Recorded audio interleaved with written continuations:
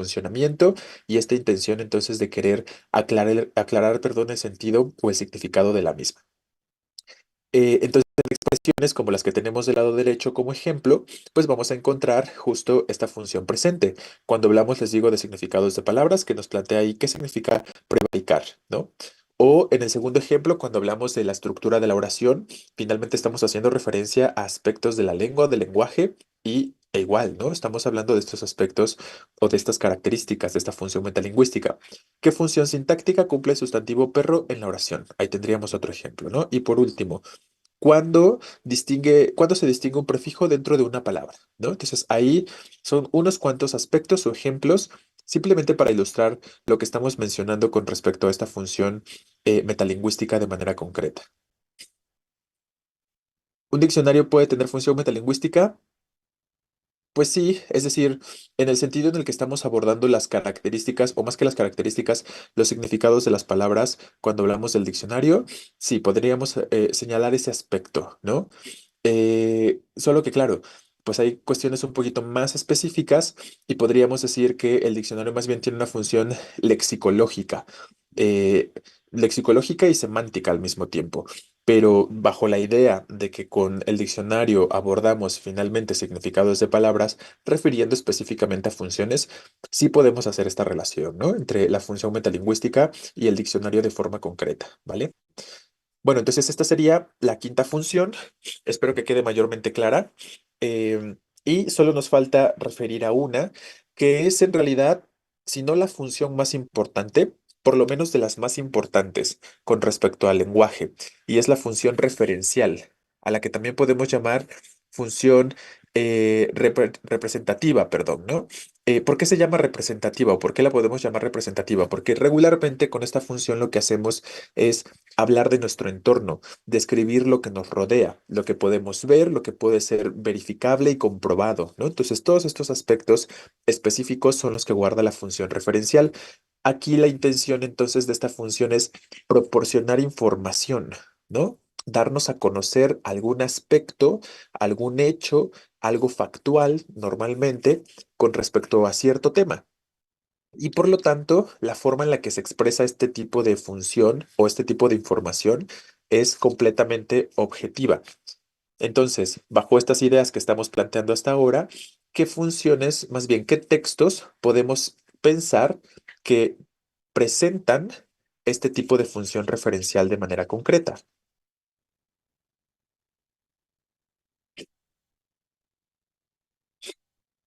Claro, los libros de texto, como los que llevan en la escuela, pero específicamente de los que revisan en sus exámenes, efectivamente son las noticias, por ejemplo, ¿no? La noticia es perfectamente el tipo de texto de los que aparecen en sus exámenes que presentan esta función referencial, ¿no? Entonces, si ya ustedes pueden identificar este aspecto en el textito, que está presente una función referencial de manera predominante, pues claro que ahí ya podemos hacernos esta idea.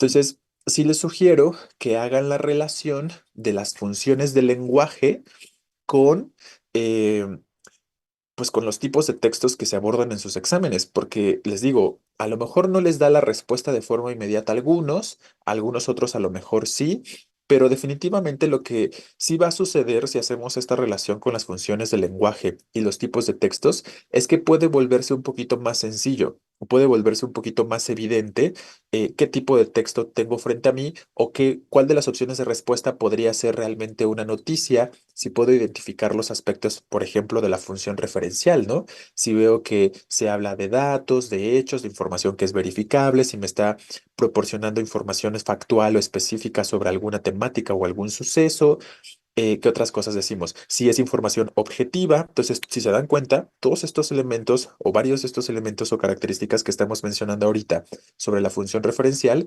las encontramos en justo la noticia, ¿no? Entonces, hagamos estas relaciones que nos pueden permitir seleccionar con mayor seguridad la respuesta correcta, ¿vale? Reseña igual tendría un poco de función referencial. Sí, ya vamos a hablar de los tipos de textos. Seguramente en un ratito más vamos a empezar con esos aspectos. Pero sí, podemos identificar esta situación, ¿no? Nada más que vamos a recordar o a mencionar ahorita que estemos hablando de la reseña, que de forma concreta, aunque la reseña sí presenta características referenciales, porque sí se nos puede presentar una síntesis del texto o un resumen del textito, definitivamente también hay presente otra función, ¿no? Efectivamente, Navarro. El objetivo de la reseña no es necesariamente eh, informar sobre la obra o informar sobre el libro. El objetivo de la reseña, ¿cuál es? Generar una crítica o una sugerencia con respecto a la obra o al libro. Y entonces, si yo quiero más bien generar una crítica o una sugerencia, pues ahí lo predominante no es lo referencial, ¿no? ¿Qué sería lo predominante en este sentido? Según las funciones que ya mencionamos, claro. ¿Qué función también estaría presente en la reseña y que sería un poco más esencial? Lo argumentativo, ¿no? Efectivamente, la función apelativa del lenguaje es correcto, ¿no? Entonces, ese aspecto es el que mayormente deben buscar en las reseñas, no tanto el aspecto referencial, porque puede estar, aunque también podría no estar. Y lo que sí no puede faltar en una reseña es la función apelativa de la lengua, ¿no? La intención de expresar mi consideración sobre la obra, mi opinión al respecto, mi sugerencia. Entonces, todas esas cosas tienen que ver con lo apelativo, ¿vale? Todos los textos expositivos los englobamos en lo referencial. Sí, efectivamente, ¿no? O sea, como predominancia, sí. Claro que los textos expositivos pueden presentar varias funciones. Y lo comentamos, me parece, la clase anterior, pero si no lo repetimos ahora, o lo decimos ahora, todos los textos pueden presentar varias funciones al mismo tiempo. Y ahorita les voy a mostrar un par de ejemplos justo para que identifiquen este aspecto, porque son cosas que les llegan a confundir un poquito. Entonces, por eso quiero que veamos ahorita un par de ejemplos que les voy a compartir ahorita que terminemos justo de hablar de esto, para que se den cuenta cómo los distintos textos o los distintos discursos pueden presentar simultáneamente distintas funciones del lenguaje o distintas formas del discurso, que también ya vamos a hablar ahorita de las formas del discurso. Pero claro, lo predominante, efectivamente, Acevedo, si el texto es expositivo, lo que predominará será la función referencial. Puede haber aspectos, a lo mejor, eh, yo qué sé, a lo mejor descriptivos en cuanto a las formas del discurso. Puede haber aspectos que a lo mejor pudieran ser de pronto, dependiendo del tipo de lenguaje que se quiera utilizar, con ciertas nociones o aspectos un tanto estéticas, ¿no? Pero finalmente, pues tenemos que pensar en el objetivo mismo del textito, ¿no? Para poder determinar el propósito y justo la función referencial, que es una de las cosas que les preguntan, ¿no? En sus exámenes también con respecto a los segmentos de comprensión. Recuerden que siempre hay una pregunta que tiene que ver con cuál es el propósito del autor o del texto. Y si no les preguntan por el propósito, les preguntan por la intención o les preguntan por el objetivo. Finalmente, más allá de la palabra que se use, les están preguntando por la misma cosa, ¿no? Entonces tienen que estar atentos a esta situación, ¿vale? Bueno, espero que hayamos resuelto, perdón, estas preguntas. Eh, si no hay más que agregar sobre estas preguntitas, vamos a terminar de mencionar la información sobre la función referencial. Entonces ya les decía, ¿no? Esta primera parte ya la tenemos, creo, bastante clara sobre la función referencial. Eh, y les estaba preguntando dónde la encontramos, principalmente en la noticia, efectivamente. ¿Y qué más vamos a decir de esta función? Tenemos del lado derecho que justo la función referencial es la más evidente al momento de iniciar un proceso comunicativo. Es decir, normalmente cuando iniciamos un proceso comunicativo con alguien o con un grupo de personas, lo más básico que se hace normalmente con el lenguaje es eso, ¿no? Informar de manera concreta. A veces sí, evidentemente existen otras intenciones sobre el lenguaje, pero lo primordial o lo esencial sería eso, ¿no? La cuestión de informar. Entonces recuerden que estos mensajes, les decía hace un momento, pueden ser verificados o podemos ser ahí concretos para identificar dónde se sustenta aquello que se está diciendo. Por eso los textos, por ejemplo, científicos o expositivos o de divulgación, también guardan mucho esta característica, ¿no? Porque finalmente recuerden que todos estos textos se basan en aspectos mayormente factuales o que puedan ser demostrables, ¿no? Entonces, bueno, ahí tendríamos algunas cuestiones al respecto.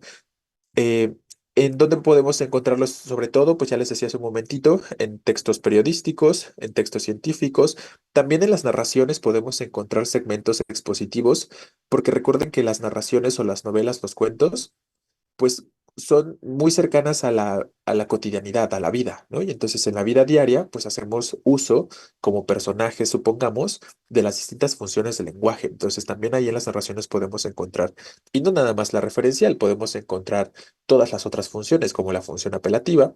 Todo dependerá de lo que nos diga el diálogo entre los personajes o lo que esté sucediendo en esa escena, ¿no? Por decir algo, ¿vale?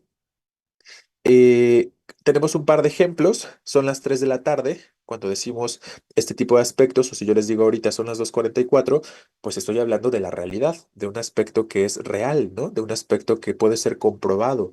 Y entonces todas estas cuestiones ya nos van indicando la situación de una función referencial. Lo mismo en el ejemplo de abajo, las clases se suspenden hasta nuevo aviso. Es más o menos la misma cuestión, ¿no? Que estamos abordando ahorita, ¿vale? Bien, ¿queda alguna duda con respecto a lo que dijimos ya sobre las funciones del lenguaje? ¿Las tenemos mayormente claras?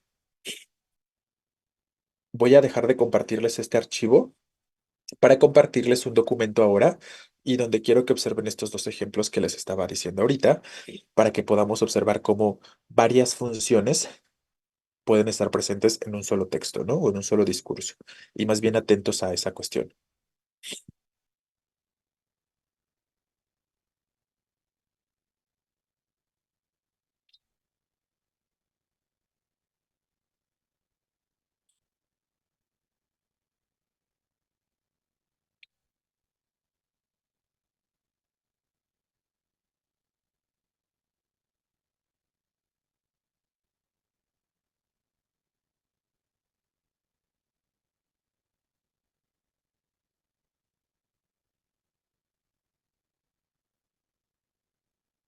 Por aquí me están preguntando que, o más bien diciendo que no encuentran, que no está la información que les dije que ya les había subido al grupo de Classroom. Recuerden que se las pongo todo junto, ¿no? O sea, toda la información está junta. Es decir, en una sola publicación están todas las diapositivas o toda la información teórica. En esa publicación donde está toda la información teórica es donde les dejé el libro de práctica y teoría de grafías, de acentuación y de puntuación. Vienen esos tres temas de ortografía en general, entonces, ¿no? Eso ya se los puse ahí en los tres grupitos, ¿no? En los tres grupos que tenemos de Classroom. Entonces, no esperen que sea como la más, o sea, no la última publicación necesariamente, sino que donde tenemos toda la información de esta tercera vuelta, ahí es donde está el libro, ¿no? Y las otras diapositivas que también les compartí, ¿vale? Para aquellos que no lo encuentran, lo busquen en esa parte o en ese segmento donde tenemos toda la información que hemos estado compartiendo en estas sesiones de la tercera vuelta de seminarios. ¿Ok? Bien. Vale, entonces les voy a compartir, como les decía, la pantalla para que podamos observar este ejemplo. Este es un texto que a lo mejor algunos ya lo conocen porque lo he llegado a revisar con algunos de ustedes si toman la clase de literatura, por ejemplo. Lo hemos visto en alguna de las clases de literatura. Justo cuando hablamos de de las formas del discurso sobre todo, pero también para que podamos, les digo, ir identificando estos aspectos o elementos, ¿no? A ver, deme un momentito, por favor, perdón.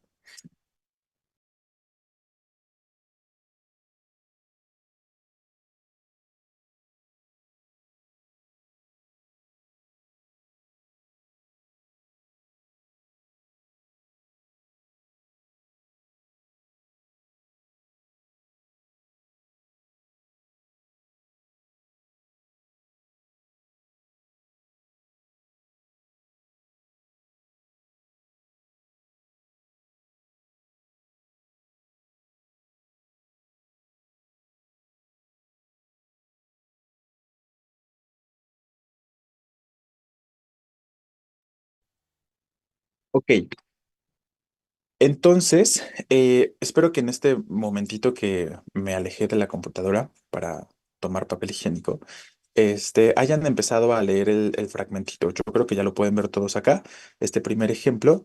Nada más quiero que noten este aspecto, ¿no? Que estábamos ahorita mencionando. Hay distintas formas del discurso o distintos tipos de discurso en este solo texto, en este solo fragmento. Em, Relacionémoslo ahorita, en un primer momento, con las funciones del lenguaje. Mencionamos seis, pero diría que de esas seis, las que más nos interesa recordar para cuestiones o para efectos de su examen serían sobre todo tres o cuatro, ¿no? La función apelativa o conativa, que la podemos llamar también, la función referencial, que es la que recién terminamos de comentar ahorita. Em, También la función poética o estética para cuestión de textos, justo poemas que vienen en sus exámenes. Y la función emotiva o expresiva, que también funciona para estas, para entender o fusionarse con las otras, ¿no? Con las otras funciones del lenguaje. Entonces vamos a leer el primer párrafo y ustedes me dicen qué función está presente en este primer párrafo. El séptimo Congreso de la Lengua, celebrado en Puerto Rico, se llenó de conversatorios, entre comillas, anunciados con tal palabra en los programas oficiales.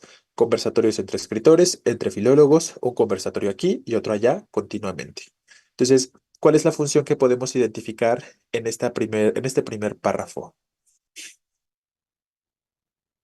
Claro, es algo perfectamente referencial, ¿no? Estamos hablando de dar información, de proporcionar información concreta, como decir qué sucedió en el séptimo Congreso de la Lengua celebrado en Puerto Rico, ¿no? Entonces, se enfoca a eso y por lo tanto podemos decir que la función predominante en este párrafo es la referencial, ¿vale?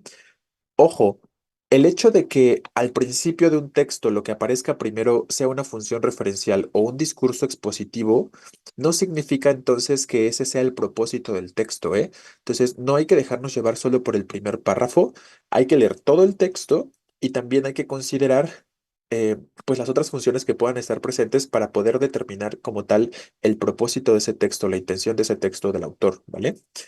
Dice el siguiente párrafo. El vocablo se forma a partir de conversar, con la adición del sufijo torio. Sin embargo, la nueva palabra rompe con lo que cualquier hablante intuye al escuchar un sustantivo creado del mismo modo, que nos estamos refiriendo a un lugar, y más exactamente a un lugar donde se ejecuta la acción mencionada por la raíz, porque en español el valor locativo de torio forma palabras como consultorio, dormitorio, perdón, sanatorio, es decir, los lugares donde se consulta, se duerme o se sana. Quizás por eso suena extraño conversatorio. Al oírlo, nuestra mente lingüística puede entender que se menciona el lugar donde se produce una conversación, igual que auditorio es el lugar donde se oye y no la acción de oír. Sin embargo, aquí se refiere a la acción de conversar ante un público, actividad para la que ya tenía nuestra lengua sustantivos como coloquio o mesa redonda. Efectivamente, estamos hablando de, como lo pueden notar, significados de palabras, el origen de ciertas formas, estamos hablando de prefijos o más bien de sufijos específicamente, raíces y tal, ¿no? Entonces, todos estos aspectos hacen referencia a un factor metalingüístico. La función metalingüística está muy cercana a la función referencial también, o la podemos encontrar finalmente como parte de un discurso expositivo. A final de cuentas, aunque sea aclarando el lenguaje o aunque sea explicando cómo funciona el lenguaje y tal, seguimos proporcionando información, ¿no? Efectivamente, Navarro, al final de cuentas, nos informa. Entonces, todo este párrafo también tiene, en cierto grado, en cuanto a funciones del lenguaje, las mismas características que el primero. En cuanto a formas del discurso, definitivamente estamos hablando de lo mismo, ¿no? De aspectos expositivos. Bien. Finalmente, el último párrafo dice, el español de América, déjame borrar esto, eh, que tantos vocablos hermosos ha creado, se sale aquí del carril para formar una palabra atípica. El tiempo dirá si estamos ante una simple ruptura de la norma o ante una nueva vía para formar palabras que representen una acción. Habría que organizar un buen conversatorio para debatirlo. ¿Qué función del lenguaje predomina en este párrafo? Por la forma en la que se expresa, claro, ¿no? Por lo que se nos dice y tal.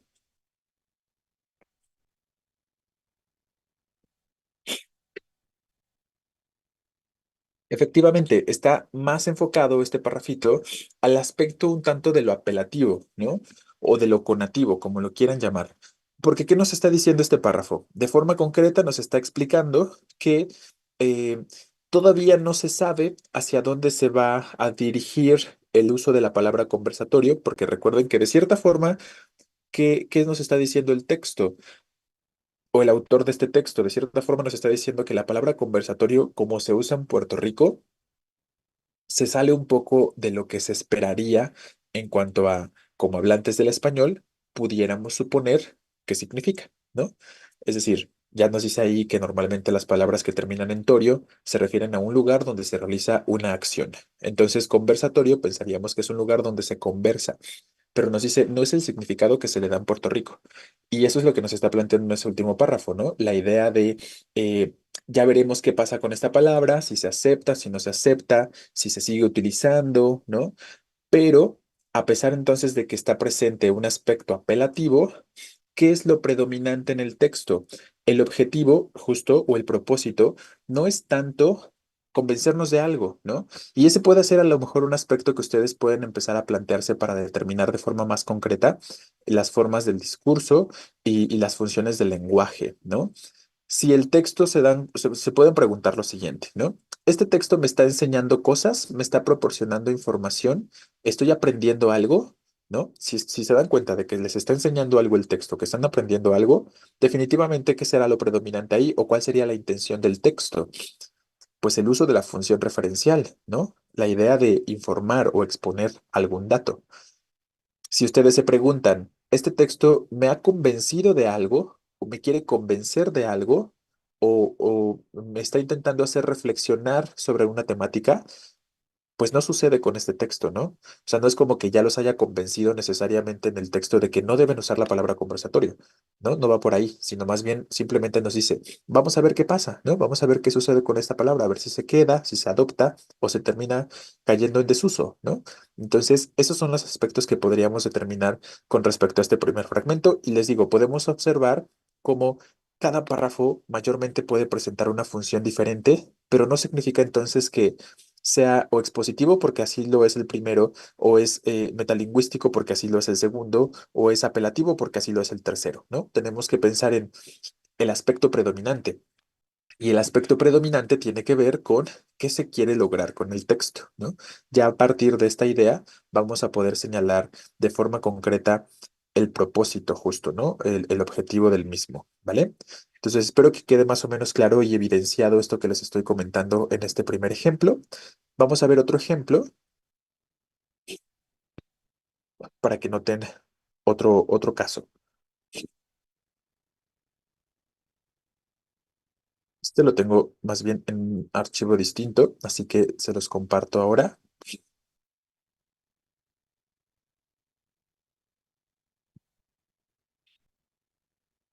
Creo que ahí ya lo pueden ver.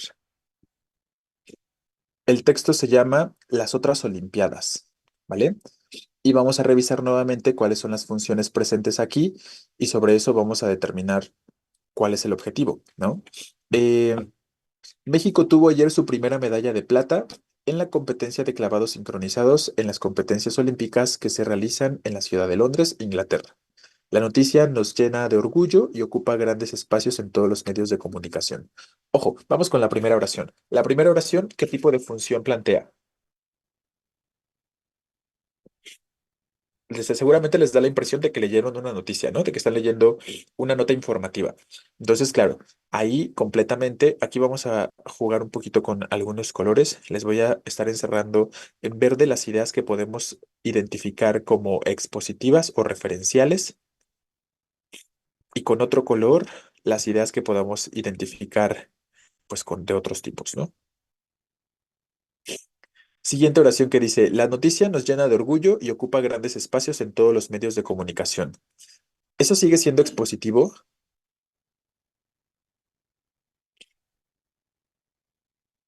Es claro, más una función emotiva, ¿no? Porque nos habla, para empezar, nos está hablando de forma subjetiva, desde el yo, ¿vale?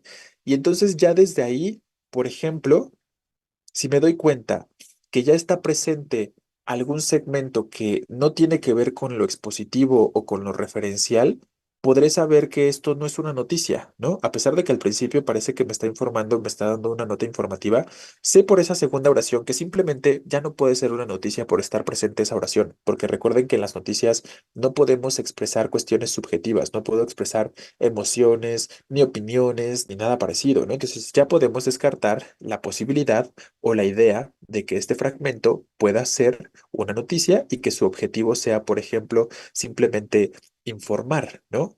Hay otro objetivo, tiene que haber otro objetivo de acuerdo a las funciones del lenguaje que nos vayamos a encontrar. Bien.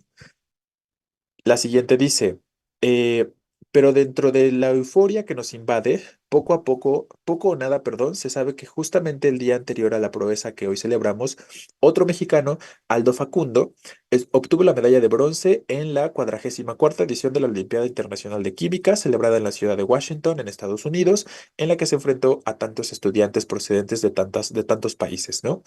Todo este enunciado mayormente, otra vez, es dato, ¿no? Es función referencial completamente. Entonces lo vamos a poner en verde,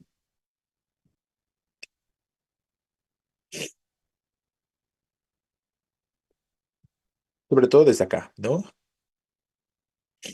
Desde este segmentito, porque la primera parte no es tanto referencial, ¿no? Cuando nos dice dentro de la euforia que nos invade poco o nada se sabe, eso no es definitivamente o no es únicamente referencial, sino que hay otros aspectos por ahí, ¿no? Nada más quiero hacerles notar este fragmento referencial primero.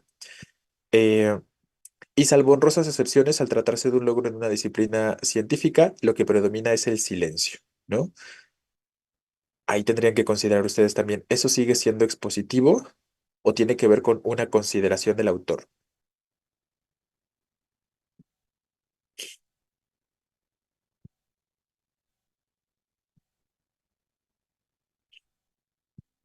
Claro, ¿no? Efectivamente se trata más bien como de aspectos que el autor considera y que por lo tanto podríamos plantear justo en otro color. Ya no es algo expositivo, nos está hablando como más de un aspecto de opinión en ese fragmentito, ¿no? En esa oración.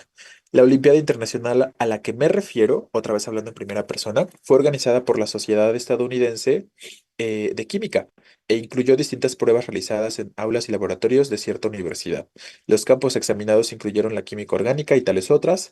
Si bien en esta ocasión no se obtuvo una medalla de oro, el veracruzano se encuentra entre los mejores del mundo en estas disciplinas y es un motivo de orgullo para su familia, su escuela y a mi parecer, ¿no?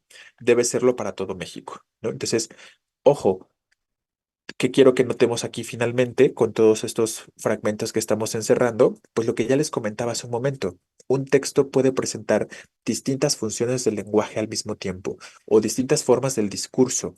Entonces, no porque, y ojo, lo que más vemos, o sea, el color o los segmentos que más extensos son, pues lo predominante es más bien lo referencial, ¿no? Específicamente, ¿vale? Lo predominante parece ser lo referencial, pero no por eso vamos a considerar que el discurso es expositivo o que el propósito es informar, ¿vale? Aunque sean fragmentos pequeños de opiniones o de juicios de valor, como podemos observar en estos que tenemos de pronto en segmentos anaranjados, aquí donde decimos es un motivo de orgullo y tal, eso claramente es una cuestión de consideración, ¿no? Como emotiva también o de opinión específica. Entonces, a pesar de que son menos estos fragmentitos, el discurso tiene como propósito eso, hacernos de alguna forma reflexionar o influir de alguna forma en el lector para que tenga en consideración que no todo son los premios en los deportes, sino que también los mexicanos sobresalen o se identifican como ganadores en algunas otras disciplinas que pueden ser en este caso académicas también, ¿no? ¿Y qué nos dice el autor? Pues que deberíamos considerar también a esos otros ganadores, que deberíamos considerar también a esos otros mexicanos y no nada más a los que hacen deporte, a lo mejor que son los que salen en la televisión, los que son justo televisados por esa razón, porque es lo que más interesa, ¿no? Entonces, ahí tendríamos estos aspectos. Eso es lo que nos indica justo, nos va orientando sobre la idea del propósito y también nos permite identificar más fácilmente qué tipo de texto es, ¿no? Efectivamente, como ya lo están comentando algunos de ustedes, este texto sería un artículo de opinión completamente, ¿vale? Tiene la intención de hacernos reflexionar, nos expresa sus aspectos emotivos, sus aspectos de opinión, justo o apelativos, y se acompaña de segmentos que son perfectamente referenciales, de segmentos que son perfectamente expositivos, pero no por eso es un texto noticioso, ¿no? No por eso es una noticia, o no por eso decimos que es un discurso únicamente expositivo o que su propósito es informar, sino que nos vamos hacia el otro lado de lo que ya mencionábamos hace un momento, ¿vale? Entonces, ¿queda más o menos claro? ¿Se dan cuenta, espero, de este aspecto? ¿Tenemos alguna pregunta?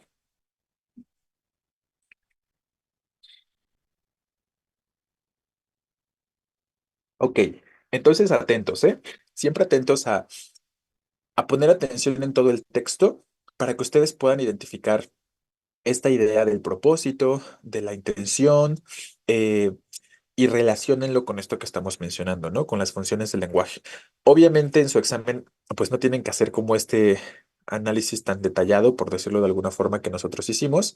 Idealmente, conforme vayan leyendo, tienen que ir simultáneamente identificando, ah, estas son opiniones, esto es meramente información, y sobre eso van determinando cuál es el tipo de texto y cuál es su objetivo, ¿no? Cuál es su propósito, ¿vale? Entonces no se detengan tampoco tanto a este tipo de cuestiones porque recuerden pues que finalmente tienen cierta cantidad de tiempo, ¿no? Para responder las preguntas. No, por aquí preguntan si en un texto expositivo vamos a encontrar opiniones. Definitivamente no. Si es un texto única y meramente expositivo, como una noticia, justo, ¿no? Piensa en el ejemplo de la noticia, Cortés, de los que vienen en sus exámenes. Ahí no hay opiniones para nada, ¿no? Todo es perfectamente informativo. Entonces, ya si ven alguna opinión dentro del texto, por eso les decía hace un rato, ¿no? Ya no puede ser únicamente una función referencial y ya no puede ser entonces un texto que sea de carácter o de discurso meramente expositivo, ¿no? No puede ser entonces una noticia, o no puede ser entonces, ¿qué otro tipo de textos vemos como mayormente expositivos? Pues sobre todo las noticias son las que vienen en esos exámenes. Entonces ya tendría que pensar en otra cosa, como en este caso, ¿no? Podría ser un artículo de opinión. Si no es tan evidente la opinión, podría ser un ensayo, ¿no?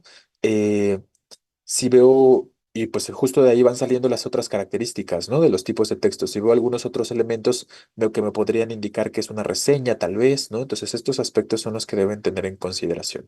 Bien, ok. Quito esto, artículo de opinión. ¿Qué, perdón?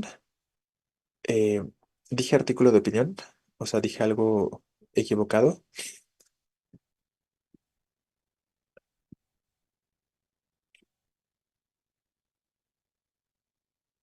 Ah, sí, puede ser, claro, Navarro, efectivamente. Este definitivamente será un artículo de opinión, ¿no? El que tenemos en pantalla. Bien. Y ven, estamos viendo de cierta forma otros ejemplos, ¿no? Bueno, si no hay preguntas sobre esto que ya establecimos ahora o hasta el momento, vamos a continuar con más información, ¿no? Vamos a empezar a abordar nuevamente la información que tenemos disponible sobre el texto y vamos a empezar a hablar de las características, de sus propiedades y ahí también vamos a recordar los aspectos, eh, los aspectos de los registros del lenguaje, ¿no? Que de pronto creo que algunos de ustedes todavía no se sienten muy seguros o les cuesta un poquito de trabajo identificar cuando el lenguaje no es formal y está siendo más bien técnico o está siendo más bien especializado. También vamos a retomar un poquito ese aspecto ahorita. Sí, sobre todo lo segundo, ¿no? Nada más es para cacharlos, a ver si están poniendo atención, Sánchez. Bueno, les comparto esta otra presentación. Les voy a estar compartiendo entonces esta que ya terminamos sobre las funciones y también con los ejemplos para que vean ahí lo que tratamos ahorita, no tratamos, pero más bien lo que dijimos ahorita, que lo puedan observar con detenimiento si les interesa así.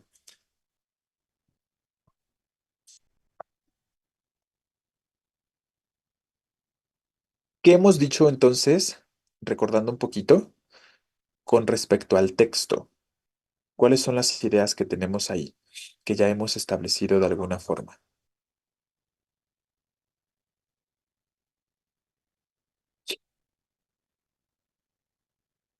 Claro, que el texto primero tiene o posee ciertas propiedades, ¿no? Y eso es lo que deberíamos tener desde el principio en consideración. la idea de las propiedades del texto, ¿vale? Aquí está, se los voy compartiendo.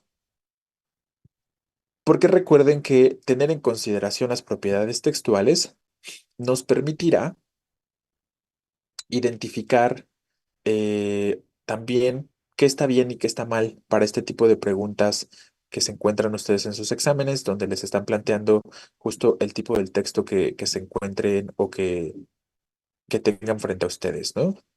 La idea de si es una noticia y si está bien, pues tendrá que tener todas las propiedades textuales que vamos a recordar ahorita, como la cohesión, la coherencia, la adecuación. Sobre todo la adecuación, ¿no? Es lo que más nos interesa de forma concreta con respecto a su examen.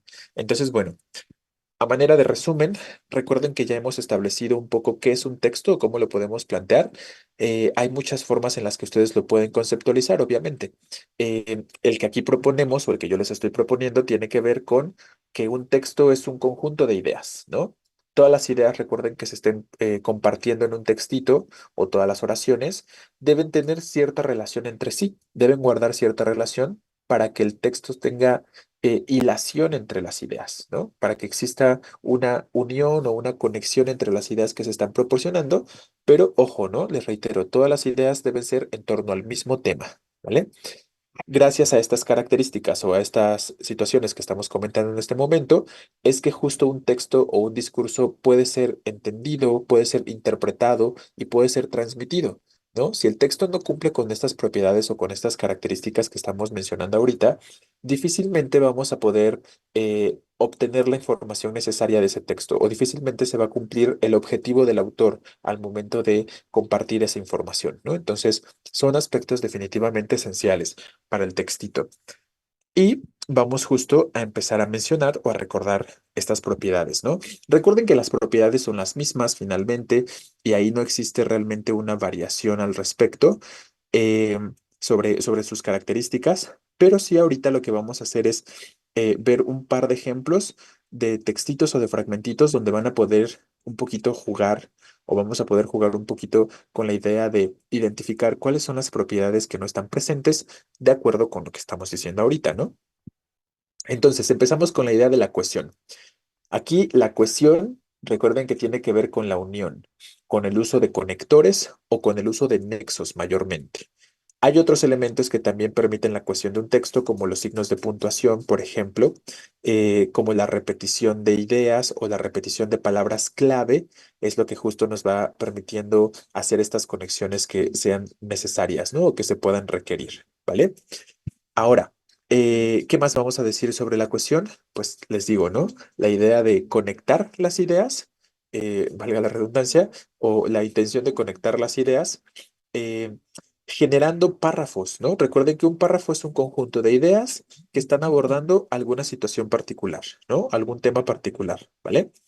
Eh, Aquí lo que vamos a utilizar normalmente son estos conectores que ya les estoy comentando y que contribuyen al orden y a la estructura del texto. Entonces, también está muy relacionada con la cuestión la forma en la que el texto esté estructurado, ¿no? Sabemos que muchos de los textos que son expositivos, por ejemplo, tienen esta característica de tener al principio una introducción, luego un desarrollo y al final una conclusión. En el caso de un cuento, tenemos un planteamiento que es similar a una introducción. Tenemos el nudo, ¿no? Que sería como ese desarrollo justo. Y tenemos el desenlace o el final, ¿no? Que justo sería como la conclusión. Entonces, obviamente estas estructuras pueden cambiar de nombre dependiendo del tipo de texto que se esté produciendo, pero a grandes rasgos, con que entendamos que regularmente tienen este orden los textos, es un poco más sencillo para ustedes encontrar información, ¿no? Porque ya saben que a lo mejor en la introducción pueden encontrar ciertos datos que son de antecedentes, complementarios a lo que se quiere expresar. Ya saben que en la parte final del texto regularmente se encontrará en la conclusión y ahí van a poder identificar a lo mejor aspectos como las ideas importantes que se están retomando, ¿no? Entonces, por eso es importante que conozcamos también la estructura y eso nos lo permite justo la propiedad de la cohesión, ¿vale? Porque podemos justo establecer estas ideas o estas relaciones más bien entre las ideas y entre los párrafos. Bueno, entonces ahí tendríamos la primera propiedad o la primera característica. Luego tenemos la coherencia.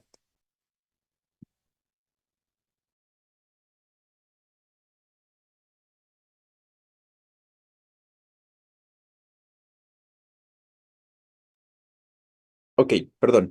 Entonces, luego tenemos la coherencia, que es esta propiedad que más, de pronto yo creo que es la que menos falta en los textos, ¿no? En sus opciones de respuesta.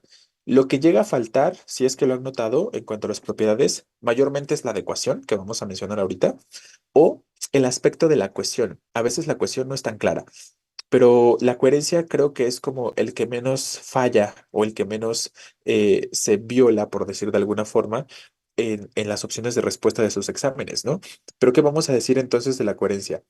Que es lo que nos permite identificar el tema, la unidad temática del texto. Recuerden que todos los textos abordan cierto tema específico y como les decía, ¿no? Todas las ideas que se desarrollen en torno a ese tema o en ese texto más bien deberán ser en torno a ese tema. No podemos meter ideas ajenas al discurso que en un principio queremos compartir. Alguna relación deben guardar, ¿vale? Entonces, ese sería el aspecto de la coherencia concreto. Gracias a la coherencia, entonces vamos a poder establecer esta conexión junto con los aspectos de los conectores entre las ideas, ¿no? Necesitamos estos elementos. Básicamente, coherencia es que todo el texto esté orientado hacia el mismo tema y cuestión es que las ideas se entiendan. Efectivamente, ¿no? Así, si intentamos sintetizarlo, podemos decir tal aspecto. La coherencia tiene que ver con abordar el mismo tema, que todas las ideas hablen del mismo temita, y la cuestión sería unir o conectar de forma adecuada las ideas que se estén exponiendo en el texto. Y estos dos elementos, estas dos propiedades son codependientes, por decirlo de alguna forma, ¿no? Obviamente, si falta la cohesión, pues ya se empieza a complicar el aspecto de la coherencia, ¿no? Y un tanto también en el otro lado, ¿no? O en el sentido opuesto. Si no hay aspectos coherentes o si no se está proporcionando la información de forma coherente, pues justo ahí, aunque se intente una conexión entre ideas, no se va a lograr del todo, ¿no? Entonces les reitero, elementos interdependientes o codependientes, ¿vale?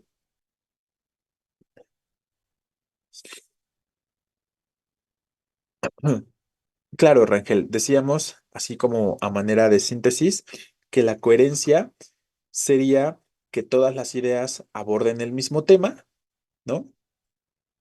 Es esta idea de la unidad temática, y que la cuestión sería que las ideas estén conectadas entre sí o relacionadas entre sí mediante justo estos elementos nexos, ¿no? Entonces, esa sería la cuestión. Coherencia tiene que ver con que todas las oraciones aborden la misma idea y cohesión tiene que ver con que todas las ideas estén conectadas, ¿vale? O bien unidas.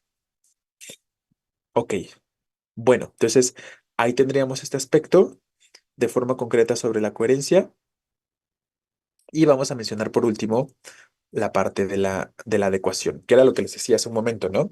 Es lo que sobre todo se suele violar en las opciones de respuesta donde ustedes tienen que elegir el tipo de texto. Recuerden que la adecuación tiene que ver entonces con la adaptación del discurso.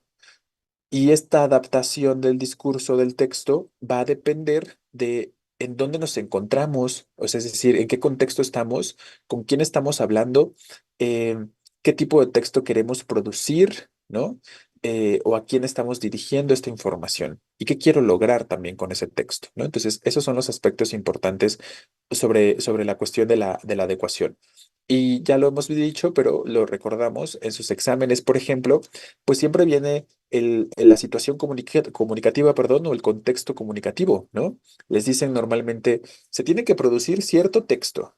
Y ahí tenemos la idea de qué quiero lograr, ¿no? Cuando me dicen que quiero producir un prólogo o que se quiere escribir un prólogo, pues ahí puedo entender más o menos el propósito, que sería presentar una obra, ¿no? Señalar la introducción a una obra de forma concreta. Si me dicen que lo que se tiene que escribir es una noticia, pues ahí tiene que ver también, o podemos identificar fácilmente el propósito. El propósito será justo simplemente informar sobre algún suceso, ¿no? Entonces, les reitero, ahí dependerá del tipo de texto para que podamos ir planteándonos cuál es el propósito que se quiere lograr. Entonces, ese es un elemento que siempre viene. El otro elemento que siempre viene en sus exámenes es, o no siempre, pero la mayoría de las veces, el tema, ¿no?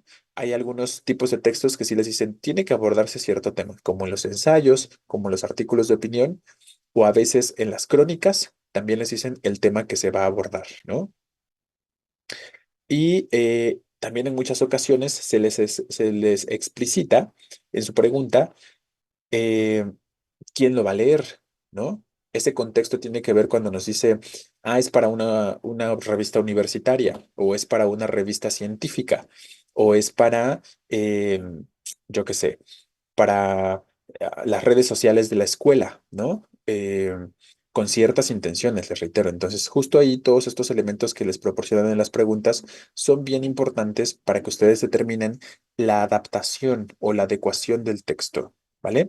Y entonces, recuerden simplemente en relación con la adecuación, estos tres palabritas en negritas que tenemos para que ustedes lo puedan entender mejor, ¿no? La idea de quién lo va a recibir, es decir, quién lo va a leer, qué quiero lograr con mi texto y, por lo tanto, qué lenguaje voy a utilizar, ¿vale?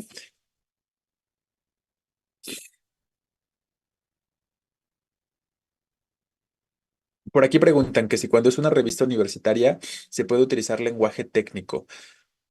Es que yo creo que también habría que establecer el tema que se quiere abordar, ¿no? Eh, Justo, tiene que ver más con este aspecto de lo que el autor vaya determinando y del tema que se quiera abordar.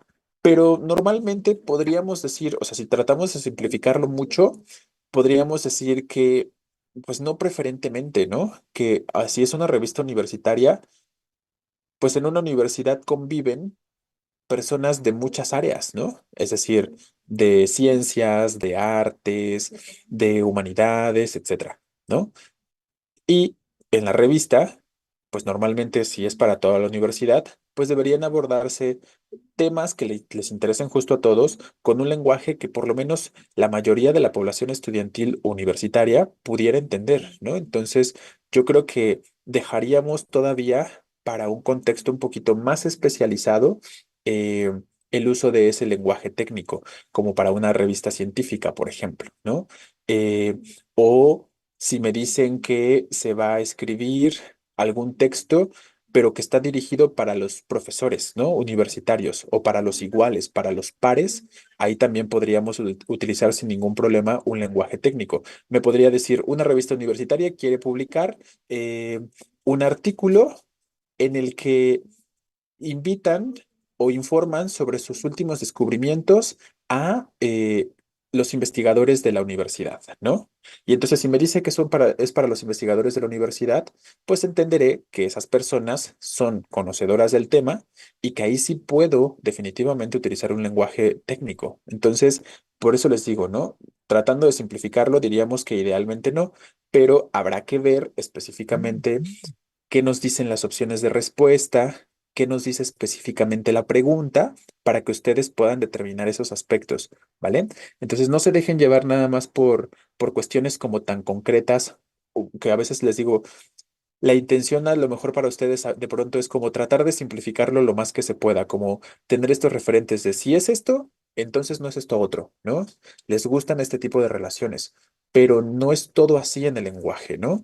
Ni en la medicina ni en el mundo, para nada, ¿no? Es decir, yo creo que siempre deben estar abiertos al análisis, ¿no? A un poquito ir más allá de las cajitas que ustedes se quieren generar o que quieren armar para simplificar a veces mucha información, ¿no? Entonces, yo creo que sí hay que ser un poquito cuidadosos con eso. Pero bueno, ahí está el comentario, ¿no? De lo que se plantea en la pregunta. Dependerá. O sea, podría ser que sí, pero mejor prestemos atención a específicamente qué dice la situación comunicativa, ¿vale? Y obviamente, pues hagan siempre la comparación entre las opciones. Y esto se los comento porque nunca falta por ahí la cuestión o la pregunta de, pero es que esta opción tiene X detallito, ¿no? X detallito que no mencionamos que tuviera relación a lo mejor con ese tipo de texto. Ok, puede ser que hayamos dicho que eso no es común o que no lo hayamos mencionado como característica de un texto, pero si lo ponemos en comparación con las otras opciones de respuesta, seguramente es lo más adecuado, ¿no? Seguramente es lo mejor en cuanto a la lección, porque a lo mejor en las otras opciones de respuesta hay otros aspectos que bajo ninguna circunstancia podrían ser admisibles, yo que sé, para una noticia, para un artículo de opinión, etcétera, ¿no? Ha pasado con el ensayo, ¿no? De pronto se ha tenido que elegir una respuesta donde se habla en primera persona en el ensayo Y muchos justo no lo eligen por eso, ¿no? Porque normalmente se dice que en el ensayo pues se escribe de manera impersonal o en tercera persona, evitando estos aspectos de la subjetividad tan evidente, ¿no? O tan notoria. Pero bueno, si en comparación con las otras opciones de respuesta, esa es la forma más adecuada, a pesar de que está hablando en primera persona, y puedo identificar a lo mejor ahí en ese texto la tesis, ¿no? La tesis que se quiere abordar, la idea que se quiere plantear, y luego la justificación o el argumento a la misma, pues esa tendrá que ser, ¿no? Entonces, por eso tenemos varias características y mencionamos varias cosas para que determinemos sobre esos otros aspectos, ¿vale? Entonces, atentos y cuidadosos con esa situación. De esto de adecuación sería como mi ámbito de coleccionista de figuras, donde se usan palabras como ko o kibru. Claro, efectivamente, ¿no? Como tú lo dices, pues en un ámbito donde las personas están familiarizadas con esos términos, pues no necesitas hacer la aclaración, ¿no? Pero si en cambio estás en un contexto donde no todos saben de qué estás hablando, bueno, ahí empieza a haber algunas complicaciones, ¿no? Y justo pues es lo que se trata de evitar y con eso tiene que ver la adecuación. Muy bien. Si no hay más preguntas al respecto, vamos a hablar ahora de los registros del lenguaje, a recordar sus características y vamos a intentar ver ahorita algunos ejemplos para que notemos cómo se presenta esta variación en el lenguaje y cómo eso puede determinar justo una respuesta, ¿no? Dependiendo, claro, de lo que se nos esté preguntando.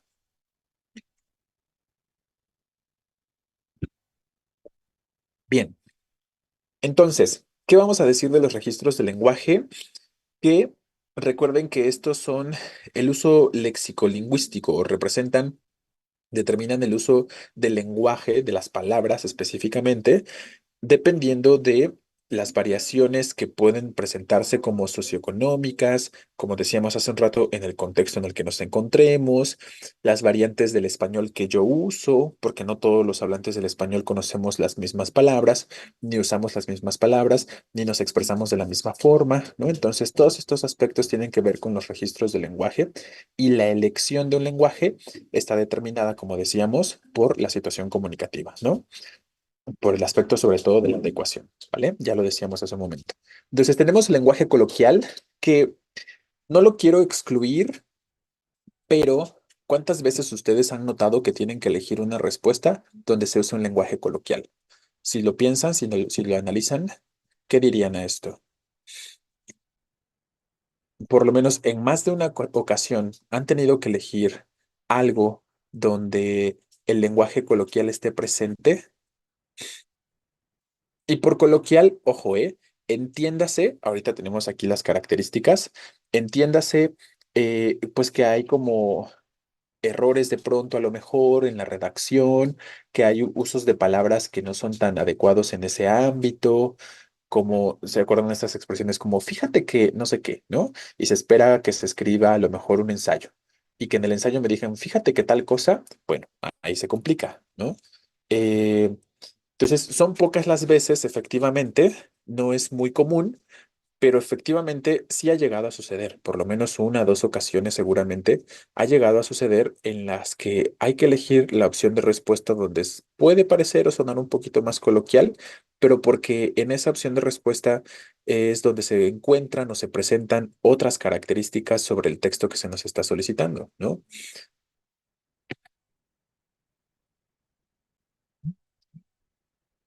Justo, ¿no? Por aquí uno de sus compañeros comenta que a veces hay preguntas o ejercicios, sobre todo con respecto a ensayos, donde la respuesta se determina en muchos casos por el tipo de lenguaje, ¿no? Por el registro del lenguaje o el tipo de lenguaje que se esté utilizando.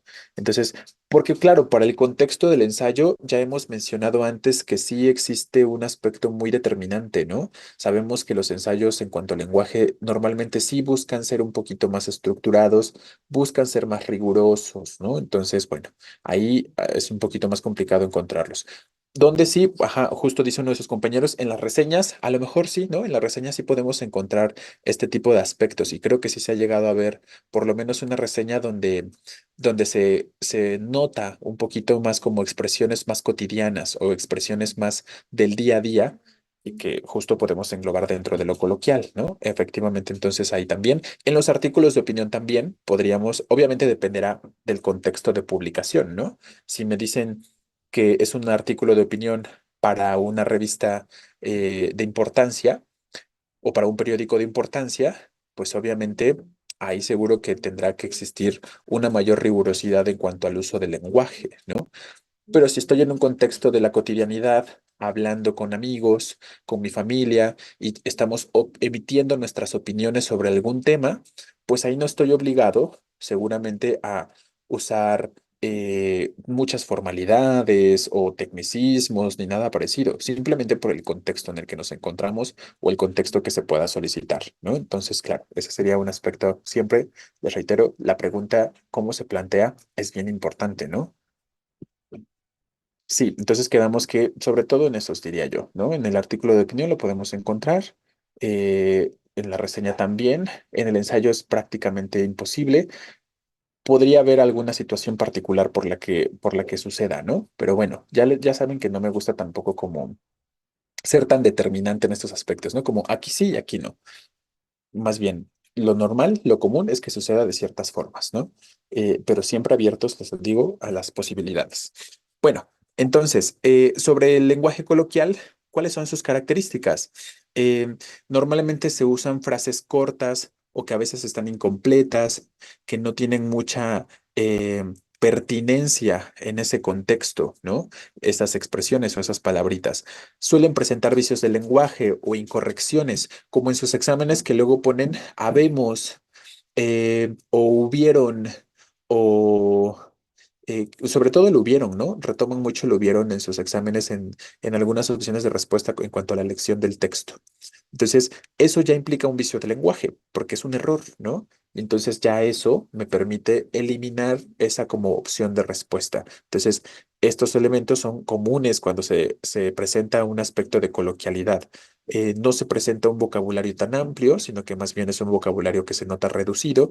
Y de pronto, pues puede haber como errores en la continuidad, en la coherencia, que no se aborda el mismo tema, ¿no? Sino que más bien de repente se desvía y está hablando de otras cosas. Entonces, esos aspectos son los que de pronto hay que tener en consideración para este lenguaje coloquial. Bien, nos enfocamos y hay que entender mucho o tener bien claro sobre todo el culto formal, el técnico científico, estos dos, ¿no? Y el poético literario de repente llega a aparecer, ¿no? También ha aparecido en algunas ocasiones. Entonces, ¿qué decimos sobre el culto formal? Aquí sí, para el uso de este lenguaje, existe, es inferior al técnico científico, ¿verdad? Sería el que se utiliza en las revistas y periódicos. Sí, no, digo, entiendo evidentemente, Navarro, tu planteamiento. Mm, no usemos como la palabra superioridad o inferioridad, porque en el lenguaje no se habla mucho de eso, sino más bien como de adecuación, ¿no? Todo tiene que ver con adecuación, de hecho.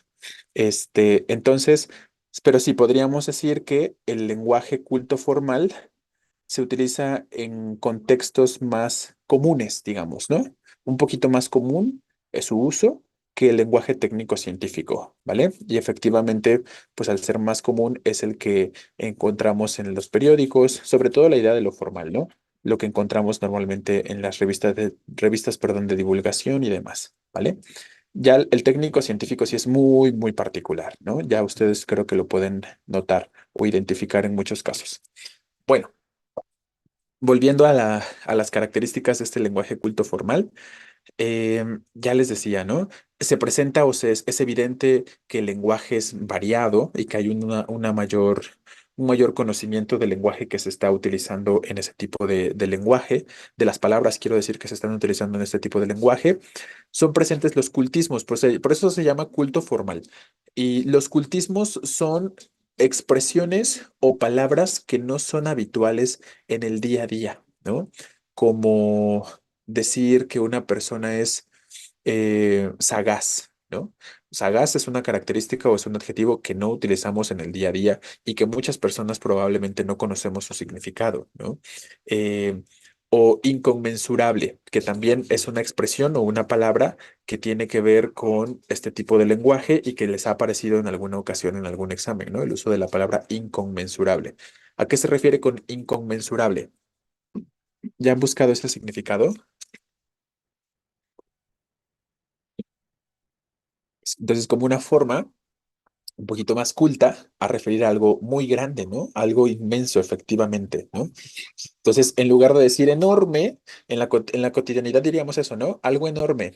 A lo mejor todavía inmenso entra más en el aspecto, no sé qué tan coloquial puede ser, pero un poquito más común.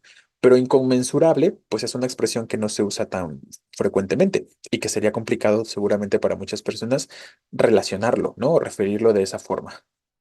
Grandote, claro, ¿no? Grandote también como forma de vulgarismo, pero pues que también esos vicios están presentes en lo coloquial, ¿no? Bien, entonces ese tipo de palabritas son bastante comunes para el uso sobre todo de los cultismos, ¿no? Hablando de los cultismos. Y bueno, los textos aquí son mucho más estructurados. Cuando se usa un lenguaje culto formal es porque también el texto busca ser más estructurado, busca tener características más cercanas a la normativa, ¿no? A lo que las academias o las instituciones consideran adecuado, ¿no? Luego tenemos el técnico científico, que ahí vamos a utilizar palabras que de forma concreta tienen que ver con cierta área del conocimiento o con cierta disciplina, ¿no? Como conceptos en el contexto de la física, conceptos en el contexto del deporte incluso, ¿no? Los deportes también tienen tecnicismos. A lo mejor ya no los llamamos vocablos científicos porque los deportes no pertenecen a esa área, pero sí existen tecnicismos, como hablar de un knockout, ¿no? O como hablar de un, yo qué sé, como de un, em, no sé, no sé qué deporte, un offside, un penalty, claro, ¿no? Todos estos elementos tienen que ver con justo ciertos deportes específicamente, y ahí ya no los diríamos que son palabras científicas, pero son técnicas, ¿no? Tienen que ver con cierta área. Entonces, eso es lo que van a poder identificar. Em, Atentos a ese tipo de lenguaje que se puedan encontrar. Ya ahorita, en un ratito que estemos mencionando las características de los textos, pues vamos a ir comentando cuáles son los lenguajes que normalmente presentan ciertos tipos de textos, ¿no? Sabemos que puede ser variable, pero algunos de ellos se inclinan más por unas formas que por otras formas de lenguaje, ¿vale? Y por último, tenemos el lenguaje poético, al que también podemos llamar literario. Aquí este es muy particular su uso, ¿no? Sobre todo sabemos que lo vamos a encontrar en textos de orden narrativo o de orden poético, justo, ¿no? En poemas, en cuentos, en novelas, en fábulas, en todos estos contextos donde podamos encontrar el uso de figuras literarias o de figuras poéticas, ahí va a estar este tipo de lenguaje. Aquí ya saben que con el lenguaje poético o literario existe una intención de ornato, de embellecimiento. Está muy presente la función estética justo entonces en cuanto al uso de este lenguaje. Eh, y lo podemos encontrar también en algunos textos como los ensayos, ¿no? Los ensayos que son de orden literario, cuando escriben un ensayo sobre un poema, sobre un cuento, sobre una novela, que se pueden escribir ese tipo de ensayos, pues justo se puede recurrir a este tipo de lenguaje también. ¿Vale? Bien, ¿tenemos alguna pregunta? ¿Queda más o menos claro a qué referimos con estas funciones, no funciones, perdón, con estos tipos de lenguaje?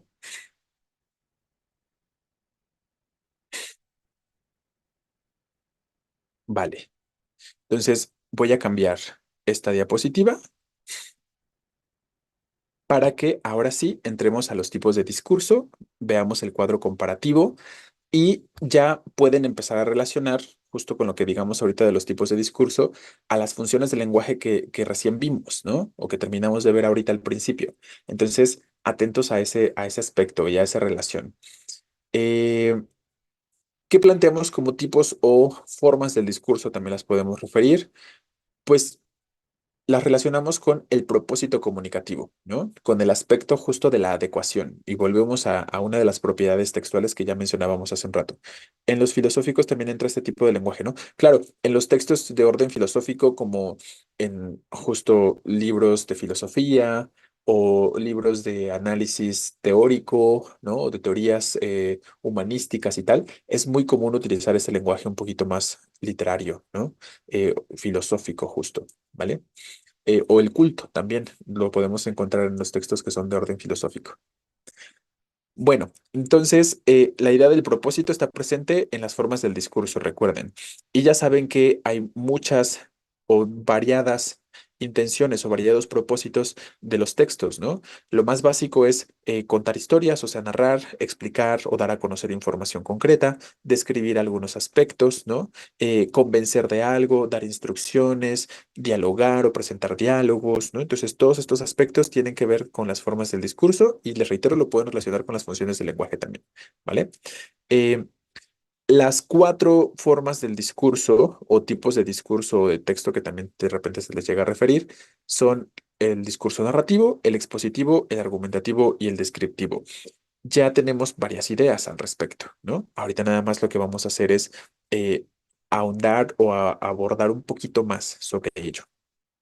Entonces, ¿qué vamos a decir sobre los discursos narrativos? Recuerden que se trata de una sucesión de acciones, de una sucesión de hechos o una serie de sucesos, si lo quieren ver así, que se desarrollan en cierto lugar, en cierto, o sea, es decir, en cierto espacio, en cierto momento o tiempo, y estas acciones son desempeñadas o realizadas por los personajes del discurso narrativo, ¿no? ¿Cuáles son sus características básicas? Pues de los elementos de la narración sería el narrador, ¿no? Que es primero la voz que nos cuenta la historia. Ese sería como el aspecto esencial para determinar que un discurso es narrativo. Entonces, si me doy cuenta que estoy leyendo un cuento, una novela, y me preguntan de pronto por el propósito de ese texto, tendría que pensar, perdón, en esta situación de pues entretener, podría estar relacionado con la narración, con justo el relatar algo. Este tipo de aspectos tienen que ver, ¿no? Con esta forma del discurso. Son comunes los verbos que indican acciones, que recuerden que dijimos que están representadas por los personajes. Normalmente los discursos narrativos están escritos en pasado. Lo podemos observar comúnmente en la crónica, por ejemplo. Recuerden que la crónica es un discurso narrativo, ¿no? Y ahí pueden notar que normalmente en la crónica se habla en pasado, ¿no? Normalmente, no digo que siempre, seguramente habrá una excepción, pero es lo común, ¿no? Con respecto a la crónica de forma concreta. Sí, también hay tipos de narradores, pero, y vamos a hablar de ellos, ¿no? Porque de pronto les llegan a preguntar un tanto de forma indirecta de los tipos de narradores. Pero eso lo vamos a estar mencionando un poquito más adelante, cuando empecemos a hablar de aspectos de literatura o cuando estemos haciendo lecturas, ejercicios de comprensión que vamos a estar haciendo ya para la parte final de este seminario. Ahí vamos a estar mencionando estos aspectos. Aunque no nos pregunten por ello, vamos a tratar de pensar en el tipo de narrador, el tipo de final o de desenlace, que son preguntas que no son muy comunes, pero han venido, ¿no? Y que pueden venir definitivamente en sus exámenes. Bueno. Eh, entonces, si en algún examen en la crónica se habla en presente, se podría descartar como opción. Pues es una de las características, ¿no? Es lo que les estaba comentando, que lo común específicamente en cuanto a la crónica es que se hable de, hacer un texto narrativo o un discurso narrativo, se hable mayormente en pasado. Y sí creo que ha llegado a suceder en alguna de sus opciones de respuesta, si mal no recuerdo. Una era en pasado, otra. Y las otras dos opciones de respuesta más bien hablaban de aspectos que todavía ni ocurrían o que estaban por ocurrir, ¿no? Entonces, ya cuando también son aspectos que ni siquiera han sucedido, pues de pronto se empieza a orientar a la situación de lo que está en pasado, ¿no? Pero ojo, ¿qué pasaría si todas sus opciones de respuesta estuvieran a futuro? Pues alguna de ellas van a tener que elegir, ¿no? Alguna de ellas, de esas opciones de respuesta van a tener que elegir, pero entonces ahí ya van a tener que pensar en otras cosas, ¿no? Van a tener que pensar en otras características. Claro, eso es correcto, Navarro. Dicen nuestros compañeros, en el futuro se desconocen los detalles, ¿no? Y recuerden que hemos dicho que las crónicas son bastante detalladas o pretenden ser muy descriptivas, muy detalladas al momento de la narración de forma concreta, ¿vale? Entonces, bueno, justo ese puede ser un factor de eliminación de opciones de respuesta. Bien, eh, qué otros textos usan justo también un discurso mayormente narrativo? pues los cuentos, las leyendas, las novelas, ya dijimos la crónica, la historieta, las cartas, que justo en las cartas también se pueden contar historias, las cartas narrativas que se llaman epígrafes, los mitos, las biografías, las fábulas, son de los más comunes, evidentemente, ¿vale? Bien, luego tenemos el discurso expositivo, que lo que vamos a decir sobre el discurso expositivo es que de forma concreta aquí hay una intención de enseñar algo, ¿no? De generar algún tipo de aprendizaje o de generar algún tipo de enseñanza de, no moral, ¿no? No hablamos de una enseñanza moral, no lo relacionemos con eso, sino más bien de enseñanza con respecto a conocimiento específicamente, ¿vale? Entonces aquí la intención de estos discursos es sintetizar información, plantear conceptos, explicar mediante características, o sea, mediante descripciones también lo que se necesite y de pronto se hacen comparaciones también. En lo expositivo, sí. Mayormente diríamos, bueno, por aquí preguntan que si la relatoría podría entrar en lo expositivo. Podríamos decir que sí, ¿no? Porque recuerden que aunque hemos mencionado que la relatoría tiene o guarda muchas características afines o similares a la crónica, también tiene ciertas diferencias, ¿no? Eh, tienen o guardan similitudes en el sentido de que pues podemos identificar un inicio, cómo se va desarrollando la situación y de pronto también hasta cómo puede concluir o terminarse, ¿no? Eso lo podríamos encontrar también en una relatoría.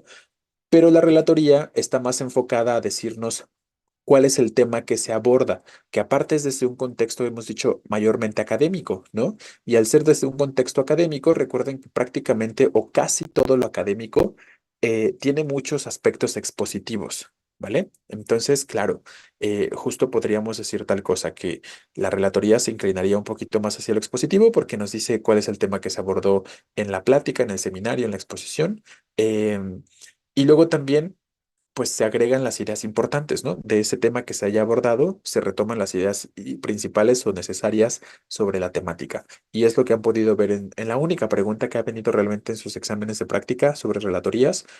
Pueden observar eso, ¿no? Cuando eligen su respuesta, estas características las pueden identificar ahí, ¿vale? Bien. ¿Qué otras características mencionaremos sobre el discurso expositivo? Pues que presentan datos concretos, ¿no? Nos hablan de hechos o nos mencionan conceptos de forma específica, em, como sucede con respecto a datos y hechos, como sucede en la noticia, ¿no? Eh, Podemos presentar secuencias descriptivas, que también en la noticia de pronto podemos encontrar algunas descripciones.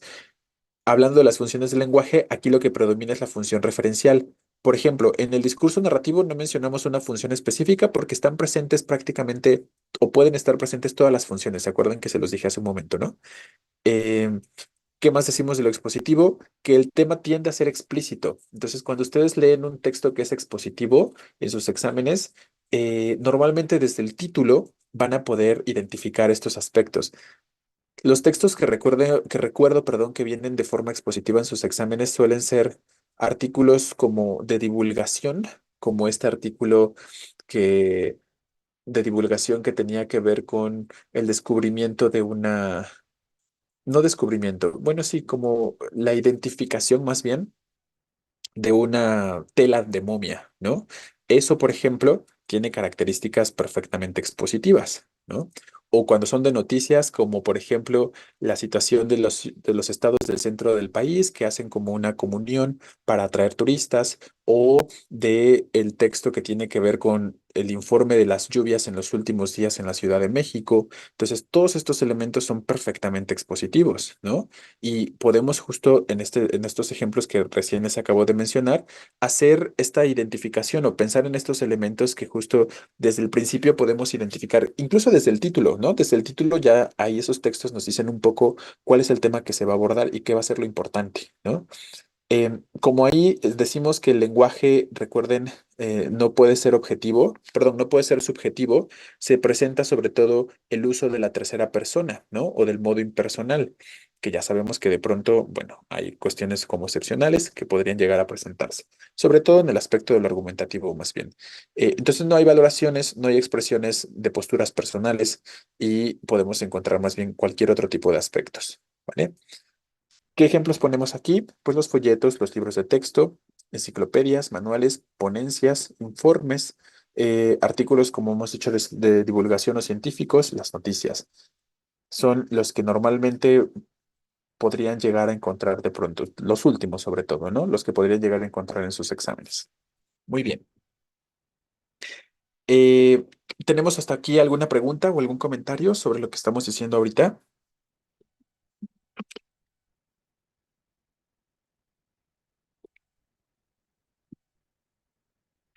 Ok, vayamos al discurso argumentativo ahora, que este discurso argumentativo lo que va a presentar sobre todo son textos en los que identificaremos algún posicionamiento, ¿no? Vamos a poder identificar en estos discursos argumentativos la posición del autor con respecto a alguna temática, a veces de forma muy explícita y a veces de forma un poquito más oculta, ¿no? Cuando es muy explícito, pues ahí podemos identificar fácilmente si está a favor o en contra normalmente de algo.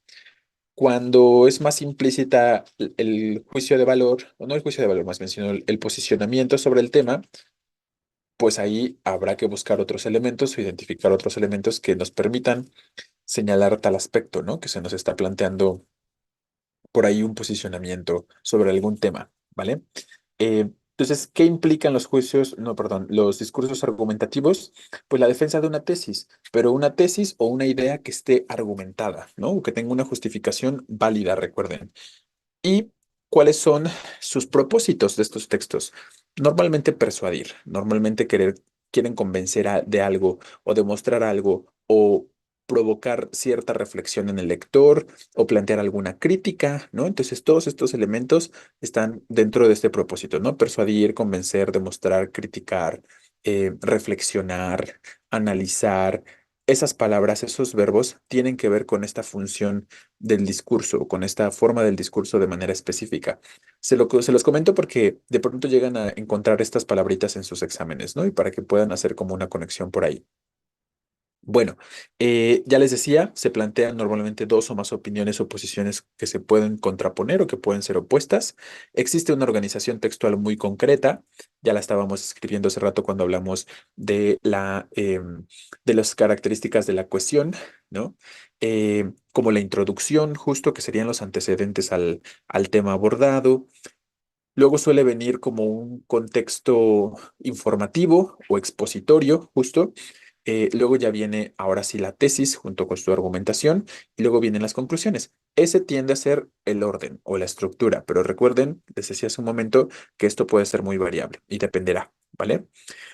Y bueno, aquí pues los argumentos pueden ser muchos y se pueden pensar u organizar de distintas maneras, como que existen argumentos de autoridad, porque retomamos las ideas de alguien más, como que existen simplemente estudios o análisis sobre ese tema y entonces retomamos esa información científica disponible o esa información cuantitativa que esté disponible sobre el tema, o simplemente porque son cosas bien sabidas por una sociedad, por una comunidad y que se aceptan como verdades prácticamente universales, esos aspectos también pueden funcionar como un argumento, ¿vale? Entonces, bueno, ahí la cuestión, ¿cómo en qué textos? En sus exámenes, por ejemplo, han venido cartas de solicitud, definitivamente, cuando la solicitud de la beca, ¿qué otras cartas de solicitud han venido que recuerden o documentos de solicitud? ¿Se acuerdan de este de Soniditos del Futuro, creo que se llama? Donde hacen la solicitud de un cambio de una bocina o algo parecido, ajá, de un producto, efectivamente, ahí, ¿no? Efectivamente, para un préstamo de dinero, no me acuerdo del préstamo de dinero. Ah, claro, la solicitud de los proyectos, del aula de proyección, ¿no? Creo que, ajá, donde se pide un aula, efectivamente, ahí, ¿no? Entonces, esos ejemplos, con esos tres que ya están mencionando, que estamos mencionando, son suficientes. Piensen en esos textos que seguramente algo se acuerdan con respecto a ellos y van a poder identificar, solicitud de trabajo, creo que sí también ha venido solicitud de trabajo, ¿verdad? Entonces, en esos elementos o en esos ejemplos pueden identificar estas ideas, ¿no? La idea del propósito, de convencer finalmente. Obviamente, pues en esos textos, aunque el propósito es convencer, ahí no suele haber necesariamente como la exposición de los hechos y la argumentación y la conclusión, ¿no? Ahí normalmente no se dice por qué se quiere o por qué se necesita, De repente sí, como en la carta de la beca, ahí sí se habla como de la justificación, pero no necesariamente en todos, ¿no? Sobre todo esta estructura o esta organización textual tiene que ver con documentos de orden académico, ¿no? O en el contexto académico, como el ensayo, por ejemplo, ¿vale? Los debates también presentan este tipo de textos o esta forma del discurso.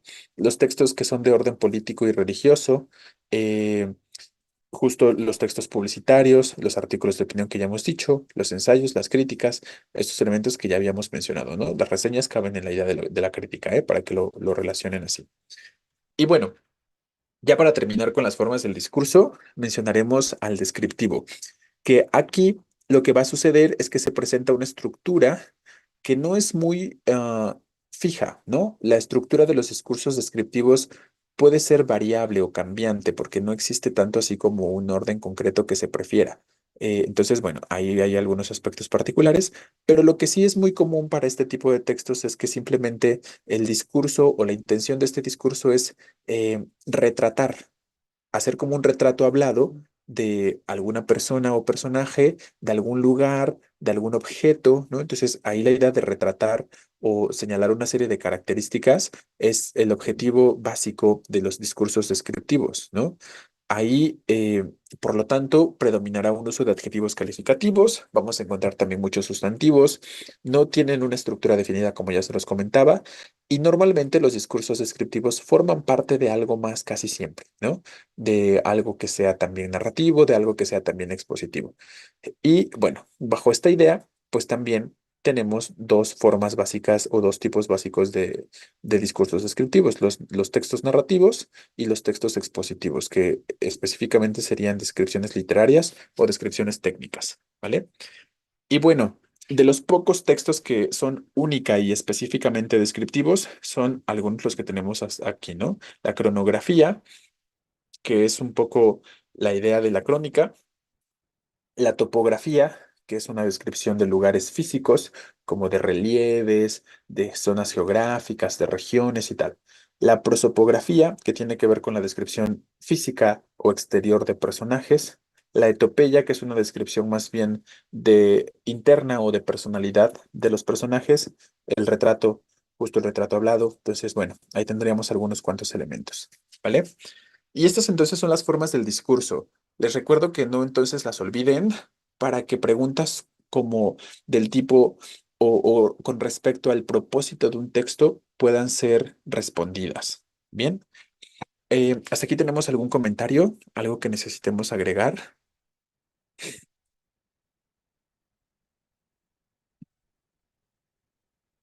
Ok. Ah, por aquí preguntan si los instructivos son descriptivos. Para mí los instructivos son complicados. Son complicados en cuanto a su ¿cómo se llama? En cuanto a la definición del tipo de discurso que presenten. Porque si pensamos en sus características al momento de escribirse, pues sí, ¿no? O sea, lo que hacen es finalmente una forma de describir cómo se debe realizar cierto proceso o cómo se debe hacer algo, ¿no? Entonces, esa sería como un poquito la perspectiva descriptiva, pero también creo que se puede como llegar a considerar con respecto a los instructivos un aspecto un tanto de argumentación, ¿no? No porque se expresen opiniones o no porque se expresen este tipo de aspectos, sino porque finalmente se espera que quien está leyendo el instructivo lleve a cabo los pasos tal cual se le designan, ¿no? Entonces, bueno, en cuanto a sus características textuales de estructura, definitivamente sí diría que son descriptivos, ¿no? Las instrucciones son perfectamente descriptivas, pero a lo mejor en cuanto a lo que se quiere lograr con ellas, pues ahí podríamos pensar en el aspecto un tanto de lo apelativo, ¿no? De la función apelativa de la lengua. Entonces, pero sí, diríamos que definitivamente tienen estos elementos descriptivos en cuanto a su estructura, en cuanto a su forma, ¿vale? Bien, justo vamos ya a empezar a hablar de los géneros textuales y a señalar ya sus características y vamos a ir viendo algunos ejemplos, ¿vale? Entonces, ¿qué vamos a observar por aquí? Primero, recuerden que esta clasificación de los textos tiene que ver con ciertas características al momento de escribirse, al momento de que se producen, como justo lo que estamos mencionando ahorita, el discurso predominante, como justo el aspecto de lo que se quiere lograr, de las funciones del lenguaje presentes. Todos estos aspectos nos ayudan a determinar una clasificación de los mismos, los temas que se abordan, eh, bueno, entre otras cosas, ¿no?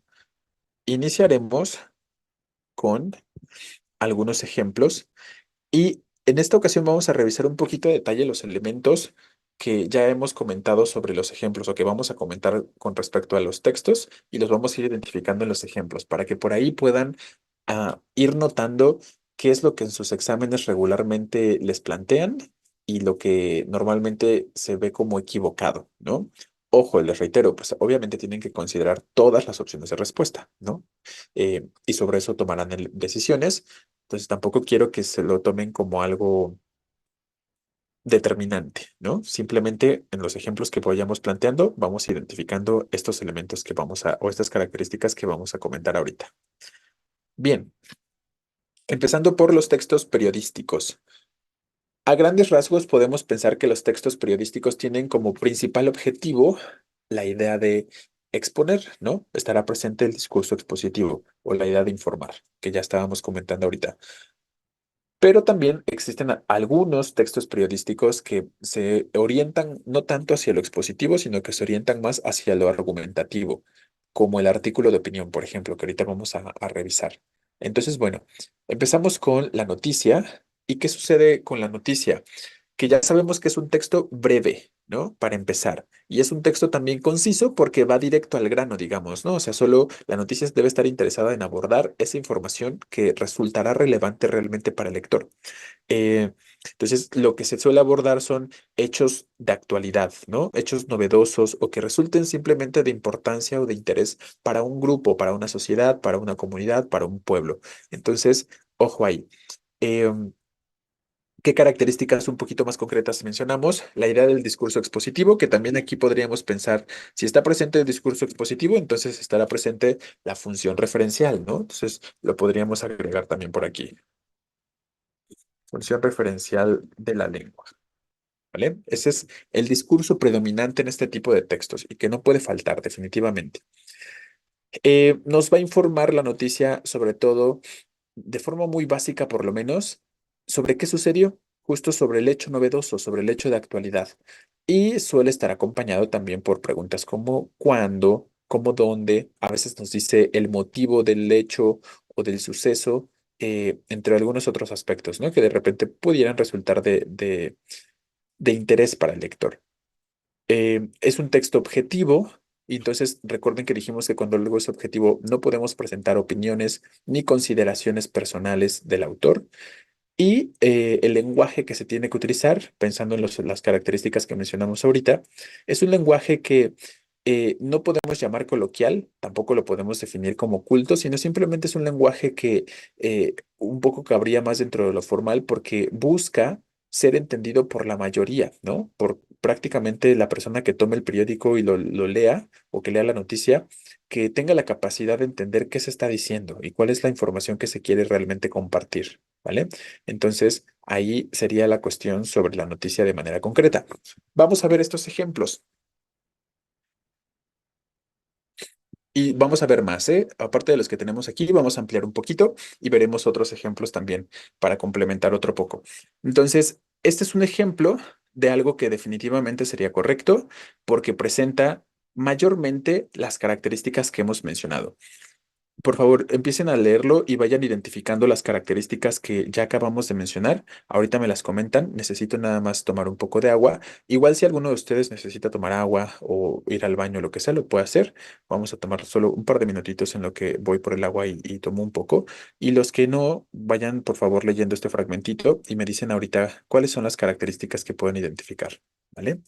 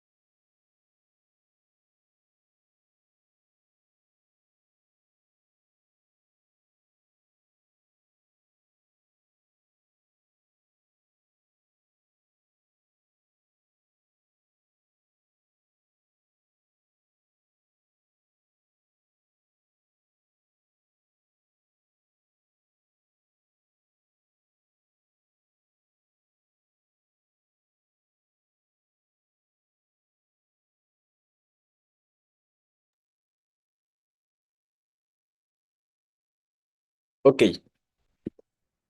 justo, bueno, ya por aquí algunos de ustedes me están mandando mensajes de lo que les pedí que identificaran y efectivamente, ¿no?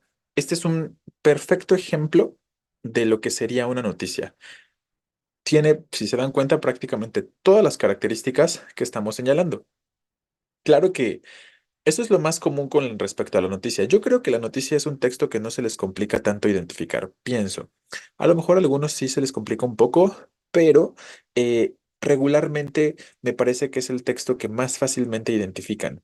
Y es porque justo en la normalidad de sus exámenes, lo que sucede es que les ponen ejemplos muy transparentes o muy básicos en cuanto a presentar todos los elementos y todas las características que podamos mencionar durante las clases.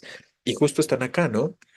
Eh, tenemos el ¿qué pasó? ¿No? Efectivamente, el responsable de la CFE informó que a partir del martes del siguiente mes se realizarán cortes aleatorios, perdón, en el suministro de electricidad a partir de las 12 horas en la colonia La Margarita, ¿no? ¿Cuándo sucedió eso? Hoy, 20 de julio, ¿vale? Ojo, ¿qué pasaría si yo quito la fecha exacta? ¿Ya deja de ser una noticia? Porque eso es algo que de repente han comentado o se han cuestionado algunos de ustedes, ¿no? Tiene que decir la fecha exacta, ¿no? Si no, no es noticia. Pues idealmente, pues sí, ¿no? Idealmente nos tendría que decir la fecha exacta, pero si existe el mínimo referente, como la idea del hoy específicamente, que ya tiene que ver con el aspecto temporal, eh, pues debería ser un tanto, obviamente, le reitero, ¿no? Habrá que hacer la comparativa con las otras opciones de respuesta, pero eso es lo que de pronto quiero que noten, porque a veces les pasa que como no ven una fecha como así bien exacta, bien concreta, creo que quisieran que les dijera exactamente la fecha y el año y el mes y todo, ¿no? 18 de julio de 2012, ¿no? Entonces esperan como algo similar. Idealmente sería así, pero si no estuviera de esa forma, con que exista un elemento temporal, aunque no sea tan preciso, aunque no sea tan exacto y evidentemente perdería exactitud, como lo comentan por acá, habrá que ver las otras opciones para ver si determinantemente podríamos decir, entonces ya no puede ser, ¿no? A veces sí es una característica. Creo que les han llegado a poner tres opciones de respuesta, donde sí se dice qué pasó, donde sí se dice dónde pasó, pero cuando se habla de la fecha, una es más exacta que las otras, ¿no? Son muy similares las tres opciones, pero una es más exacta, por ejemplo, con respecto a los datos presentes, como el aspecto de la fecha, ¿no?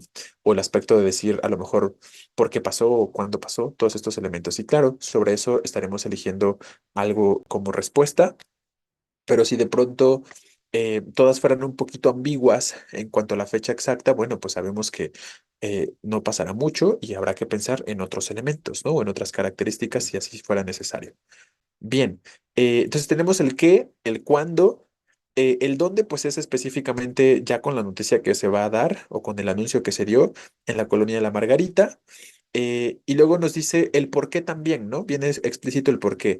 Esto se debe al servicio de mantenimiento que se llevará a cabo por el personal de la institución y al final cierra con se recomienda tomar las previsiones necesarias, ¿vale? Pero entonces tenemos todos estos aspectos que les decía como básicos. También algunos de ustedes, y que me parece interesante, se enfocaron en decir qué, qué otras características como la idea de esta cuestión del que no expresa opiniones, por ejemplo, ¿no? Justo eso, también es importante. Solo está hablando de hechos, solo está proporcionando datos concretos. Entonces, bueno, ahí tendríamos esa cuestión. Pero bien, todos los elementos los vemos acá, ¿no? Están presentes. Bien, veamos ahora un ejemplo con incorrección o con algo que estaría mal y vamos a determinar por qué. Dice, Comisión Federal de Electricidad ha informado hoy que durante el siguiente mes los habitantes de esta colonia nos quedaremos sin electricidad. Justo este es un ejemplo donde en esta primera oración que podemos observar, se dice sí, la fecha, o sea, quiero decir el cuándo, qué va a pasar y el dónde. Pero en comparación con la otra opción, que les decía que por eso hay que establecerla, pues es mucho más concreta o mucho más específica la primera, ¿no? Y por eso estamos diciendo que preferiríamos la número uno a la número dos en cuanto a las opciones. Y luego, claro, por aquí dicen falla al dar una opinión. O sea, el otro de los errores o de las incorrecciones es que justo nos dice, como siempre, la falta de conciencia por parte de la institución ocasionará problemas a todos los que nosotros tenemos que un trabajo, perdón, remoto debido al confinamiento ocasionado por el COVID-19. Entonces, esta segunda parte del fragmentito es perfectamente un juicio de valor, o más que un juicio de valor, es un aspecto, perdón, perfectamente subjetivo, quiero decir, y pues claro, esos elementos no deberían estar. Y justo, pues no es tan exacto, ¿no? Si nos dice cuándo. Hoy, ¿qué sucedió? Se informó que los habitantes se van a quedar sin electricidad. ¿Dónde? En esta colonia, pero eso, ¿no? No sabemos como los elementos específicos. Entonces, en comparativa, pues sí, claro que será más adecuada la anterior, ¿no? Entonces, vamos a estarlas analizando una en comparación con la otra. Efectivamente, ¿no? Incluyen opiniones cuando dice nos quedaremos sin electricidad, hablando del yo. ¿Qué escribieron por acá? Si en una opción para la fecha me ponen hoy y en otra 20 de julio, me voy por la más precisa que sería 20 de julio, pues habrá que ver, ¿no? Les digo, es que no nada más se enfoquen en la fecha, no nada más se enfoquen en cómo se expresa la fecha. ¿Qué tal que la que te dice hoy 20 de julio presenta la opinión, ¿no? ¿Qué tal que esta dijera, eh, hoy 20 de julio se informó que X cosa y luego viniera esta opinión? Pues aunque diga la fecha más exacta, como está presentando un aspecto de opinión, no puedo elegirla de todos modos. Entonces, a eso es a lo que quiero, creo que he sido muy repetitivo con respecto a ello, pero porque creo que se les olvida, ¿no? O, no sé qué sucede, pero buscan como aspectos muy detallados, muy específicos al elegir una respuesta que no siempre van a estar en todas las ocasiones o en todas las preguntas, no siempre van a venir con esos detalles tan específicos que ustedes quisieran encontrar. Entonces, por eso yo les planteo esta idea o esta posibilidad de que, bueno, podría decir no una fecha muy exacta, pero tiene otras características, ¿no? Las otras características que también hacen a ese texto una noticia o que también hacen a ese texto un artículo de opinión. Entonces, no reduzcan todo a cuestiones tan simplistas que la mayoría de las ocasiones podría funcionar, pero ustedes mismos han notado cómo a veces todo parece muy igual, muy parecido, todas las opciones de respuesta, y ahí es donde se les complica, ¿no? Porque si todas tienen más o menos las mismas características que ya están como pensando que deberían estar presentes, ahí entonces ya no ven la diferenciación, ¿no? Entonces, eso es lo que me gustaría que hicieran, más bien como plantear, sí, las características presentes, pero también ver cuáles son las diferencias entre las distintas opciones. Y sobre eso, finalmente, un examen es eso, ¿no? Implica que elijan la respuesta más adecuada, una respuesta correcta, ¿vale? Entonces, ahí la cuestión. Muy bien. Espero que quede claro y que no lo olviden, ¿no? No olviden este aspecto. Bien, vamos a abordar ahora características de la crónica. ¿Qué vamos a decir con respecto a la crónica? Ya estábamos planteando unas cosas ahorita, ¿no? Es un relato breve, sabemos, nos cuenta de alguna forma una breve historia y nos presenta una sucesión de hechos, ¿no? Recuerdan que ahí la sucesión de los hechos en orden cronológico donde podamos ver la secuencia de las acciones es bien importante. Entonces, normalmente vamos a poder identificar el inicio y el final de aquello que se esté relatando de forma crónica, ¿no? O que se esté relatando en la crónica específicamente. ¿Qué otras características concretas vamos a determinar? Ahí hay un discurso mayormente narrativo, pero puede tener algunos aspectos expositivos porque finalmente nos enteramos de algo. Recuerden que existe la crónica noticiosa, existe la crónica deportiva, existe la crónica literaria, varios tipos de crónica, ¿no? Entonces, todas ellas guardan la característica o el discurso narrativo, pero al final, si hablamos o pensamos, por ejemplo, en una crónica deportiva, está la narración, ¿no? De los hechos, de lo sucedido.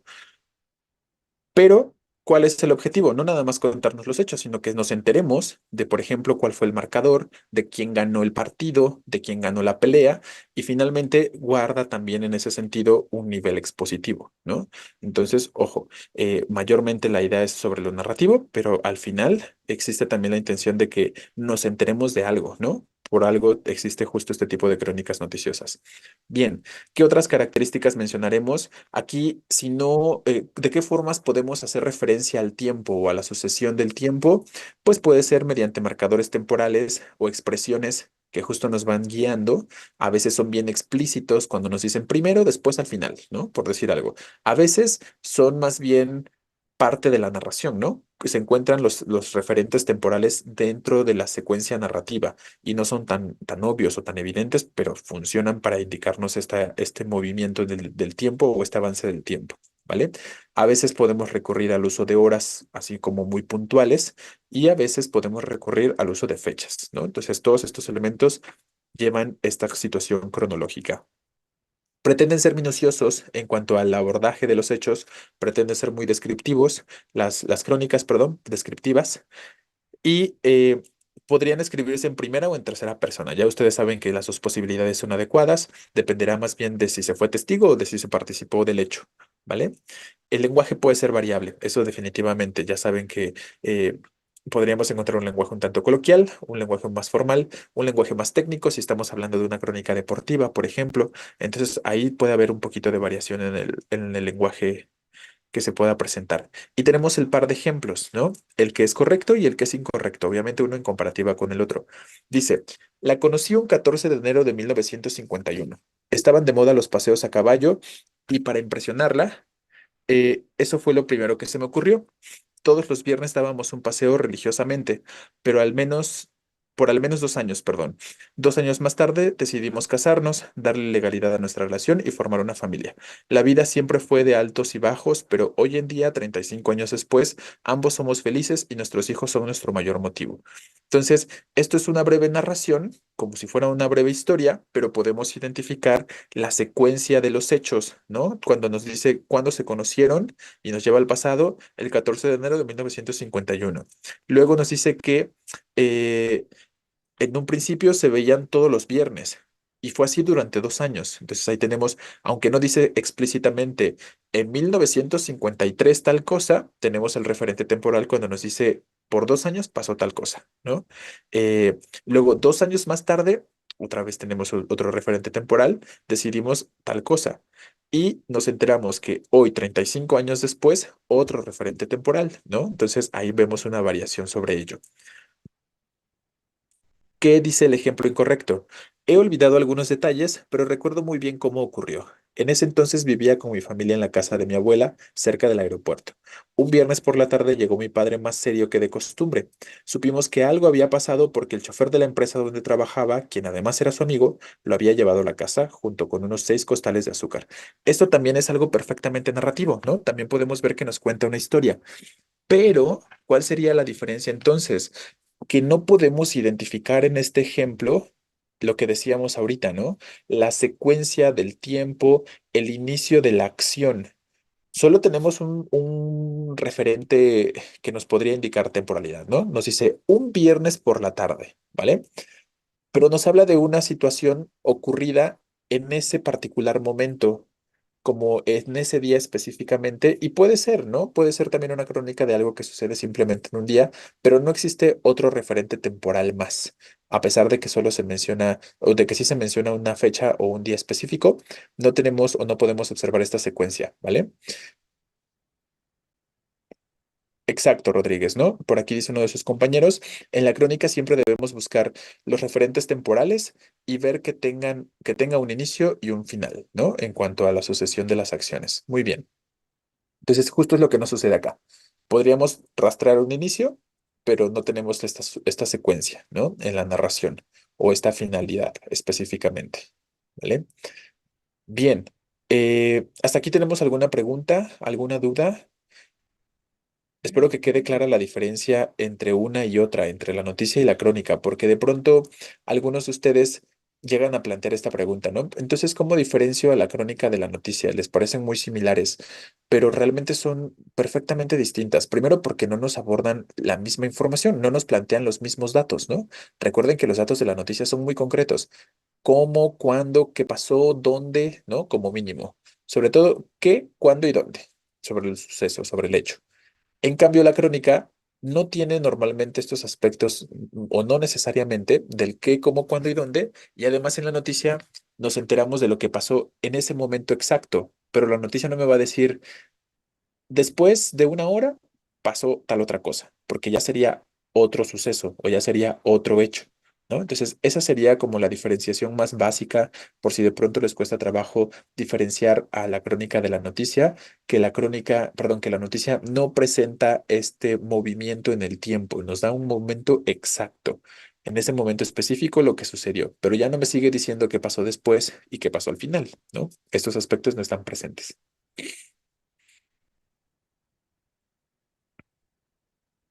Sí, efectivamente, Ávila. Por aquí pregunta uno de sus compañeros si entonces, si nos pidieran la crónica de una persona que relata un día de su vida, si puede ser un poco más informal y aún así ser correcto, así es, ¿no? Si ya te dieran a lo mejor en la pregunta un contexto específico como yo qué sé, la maestra de secundaria le pidió a sus alumnos que escribieran lo que hicieron su fin de semana, ¿no? Y eso sería una crónica, ¿no? O que hicieran una crónica de su fin de semana. Pues claro que para ese contexto seguramente será admisible no utilizar el lenguaje más elaborado ni el lenguaje más formal, ¿no? Pero en cambio, si te piden una crónica para una publicación formal, pues obviamente el lenguaje tendrá que eh, ajustarse a esos requerimientos, ¿no? De esa revista o de ese lugar donde se vaya a publicar, pero sí podemos tener entonces una crónica que no tenga el lenguaje más formal del mundo. Me parece que en sus exámenes ya ha salido algo así, ¿no? ¿Se acuerdan de la crónica de la mujer o de la persona que va a votar, creo? Creo que sí es a una votación. Y todas las opciones de respuesta si no mal recuerdo, usan un lenguaje que es bastante cotidiano, ¿no? Es un lenguaje que es bastante común y que no se ve como este esfuerzo por decir, por usar palabras así como muy formales o expresiones muy concretas que distingan al texto de las otras opciones de respuesta, ¿no? Más bien, en todas las opciones podemos encontrar un lenguaje muy o bastante común porque simplemente estamos hablando de lo que hizo tal persona en su día y es válido, ¿no? El lenguaje que se puede utilizar.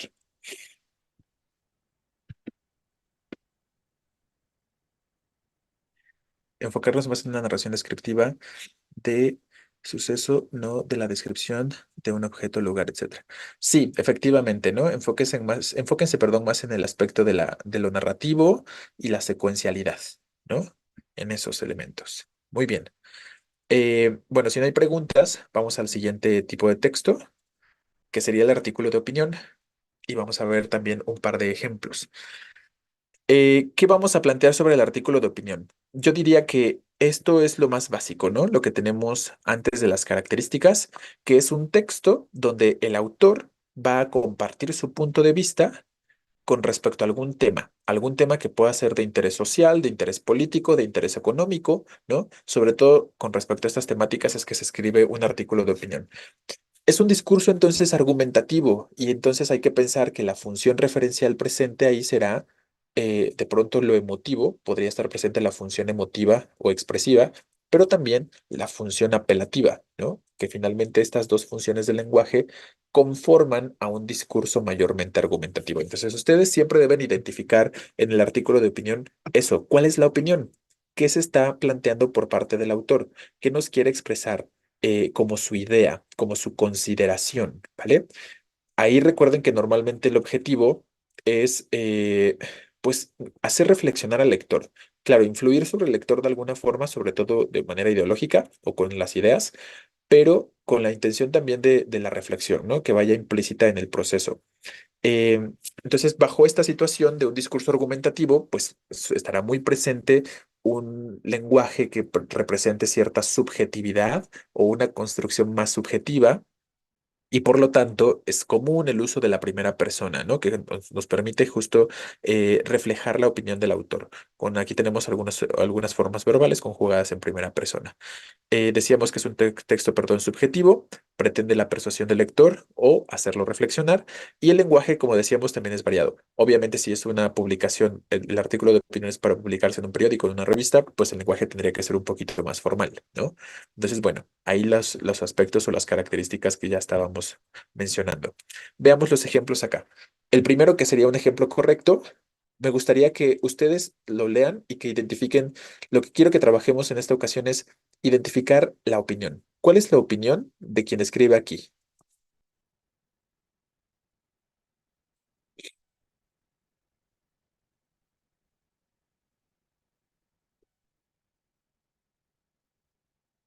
Puede haber más de una, ¿eh?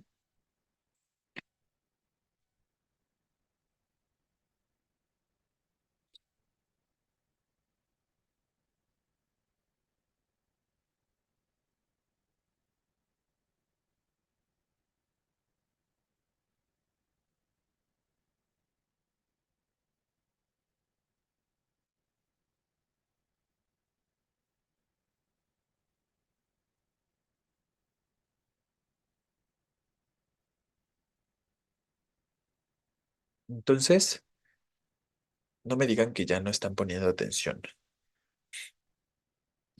Uy.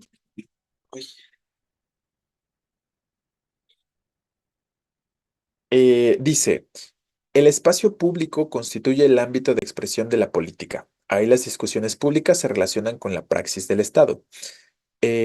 Su contenido afecta a la ciudadanía sin que forzosamente ésta tome parte en las decisiones.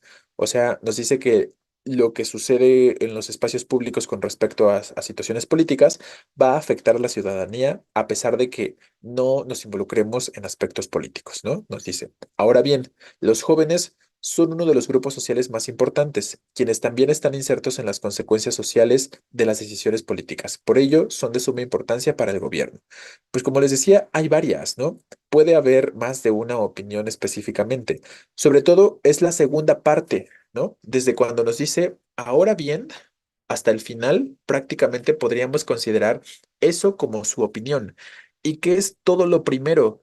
La justificación, ¿no? ¿En qué se basa o en qué se justifica de alguna forma este autor para decir que los jóvenes son un grupo social importante, que debe estar o que está inserto también en el contexto social y por lo tanto en las decisiones políticas y que por eso son importantes, ¿no? Entonces, porque nos está justo, tiene toda esta justificación un tanto teórica al principio, cuando nos dice por qué es importante o cómo funciona la política en el aspecto o contexto social, perdón, y ya esto lo hace para poder reforzar o justificar lo que dice después, ¿no? Con respecto a sus opiniones como tal. Entonces, ojo, algunos de ustedes luego llegan a preguntar o se quedan con ideas del tipo que siempre va a aparecer al principio la justificación y al final la opinión, o al revés, que tendría que aparecer primero la opinión y después la justificación. A lo mejor sí hay algún orden que puede ser más común que otro, ¿no? En cuanto a los discursos. Pero recuerden que, pues, no son como las oraciones, no se van a construir de la misma forma siempre. Entonces, tenemos que estar abiertos allá a la posibilidad y más allá de pensar que lo primero es tal cosa y lo segundo siempre va a ser tal otra cosa, hay que identificar cuál es la opinión, qué es lo que me está planteando el autor aquí, ¿vale? Entonces, ¿qué pasa aquí? ¿Está hablando en primera persona? ¿O cómo me doy cuenta que está expresando opiniones para este caso o que es información subjetiva si no está hablando en primera persona? Claro, porque no todos pensamos lo mismo y esas son finalmente las opiniones, ¿no? Ideas de las que podemos diferir o con las que podemos ayudar, concordar, perdón. Entonces, ese puede ser una forma para identificar una opinión, porque aquí no está explícito en el sentido de que no está escrito en primera persona, está escrito de forma impersonal, ¿no? No dice, yo creo que los jóvenes son de suma importancia para el gobierno, pero simplemente lo que se expresa nos ayuda a identificar que estas ideas no son compartidas por todos, que hay personas o hay quienes podrían o podríamos diferir, y ya desde ahí podemos entonces identificar que se trata eso de una opinión, ¿no? De manera concreta. Claro, el uso de adjetivos de pronto también puede ayudar para que podamos identificar estos aspectos cuando no es como tan evidente o tan transparente, ¿vale? Bien, ese es el ejemplo correcto. Vamos a ver un ejemplo que sería incorrecto. Es alarmante la ausencia de la paridad de género en las reformas que se presentaron en la Cámara chilena. Eh, La periodista Mariana Martínez se puso de malas y expuso su opinión en un pliego que entregó al gobernador. La preocupación se acentúa debido a que el presidente de la Unión de la Democracia Independiente declaró que una nueva convención constitucional no incluiría necesariamente la paridad. Como consecuencia, habrá marchas de protesta hoy. ¿Qué pasa aquí? Digo, podríamos identificar aspectos, es más, efectivamente, ¿no? Está más el texto enfocado a cuestiones expositivas, a cuestiones de noticia, pero obviamente también una noticia un poco mal hecha, ¿no? Mal hecha por la expresión de palabras, porque sí hay un aspecto de opinión o de juicio de valor, pero, y que está al principio, ¿no? Pero que realmente justo es lo que afecta la idea de que esto pueda ser de manera concreta una noticia, ¿no? Es lo que aleja a esta posibilidad de ser noticia. Cuando dice, es alarmante la ausencia de la paridad de género en las reformas que se presentaron en la Cámara chilena, definitivamente se puede entender como algo que puede funcionar como una opinión, ¿no? Porque no todos van a considerar que la paridad de género es importante, ¿no? Y que se debería representar en la Cámara chilena también esta paridad de género de forma concreta, ¿vale? Entonces, eso sí lo podemos identificar como tal cosa. Pero todo lo demás se está construyendo con características más bien noticiosas y que parecen indicar que el objetivo del texto no es tanto la expresión de esa primera idea, sino de informar lo que sucedió, ¿no? Y cómo sucedió o por qué sucedió, ¿vale? Entonces, ajá, es como una mezcla extraña, ¿no? Efectivamente, entre que intenta o tiene ciertas características que pudieran parecer noticia, pero por este tipo de contextos o de segmentos no lo son, y que tampoco alcanza a ser un artículo de opinión, ¿no? Entonces, espero que puedan identificar o ver estos elementos que ya estamos comentando.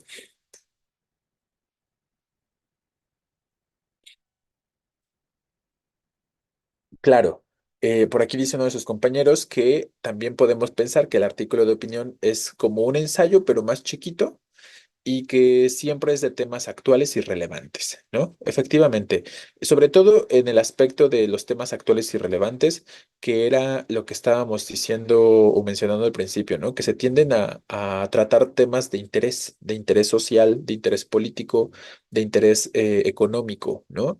Algo que tenga cierta repercusión en la vida, de alguna forma.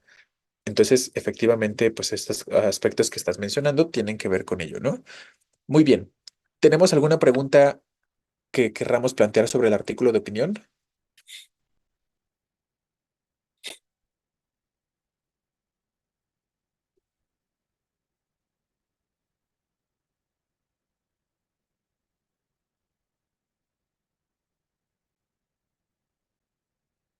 Sí, Rodríguez, hasta en cierta medida tal cosa, ¿no?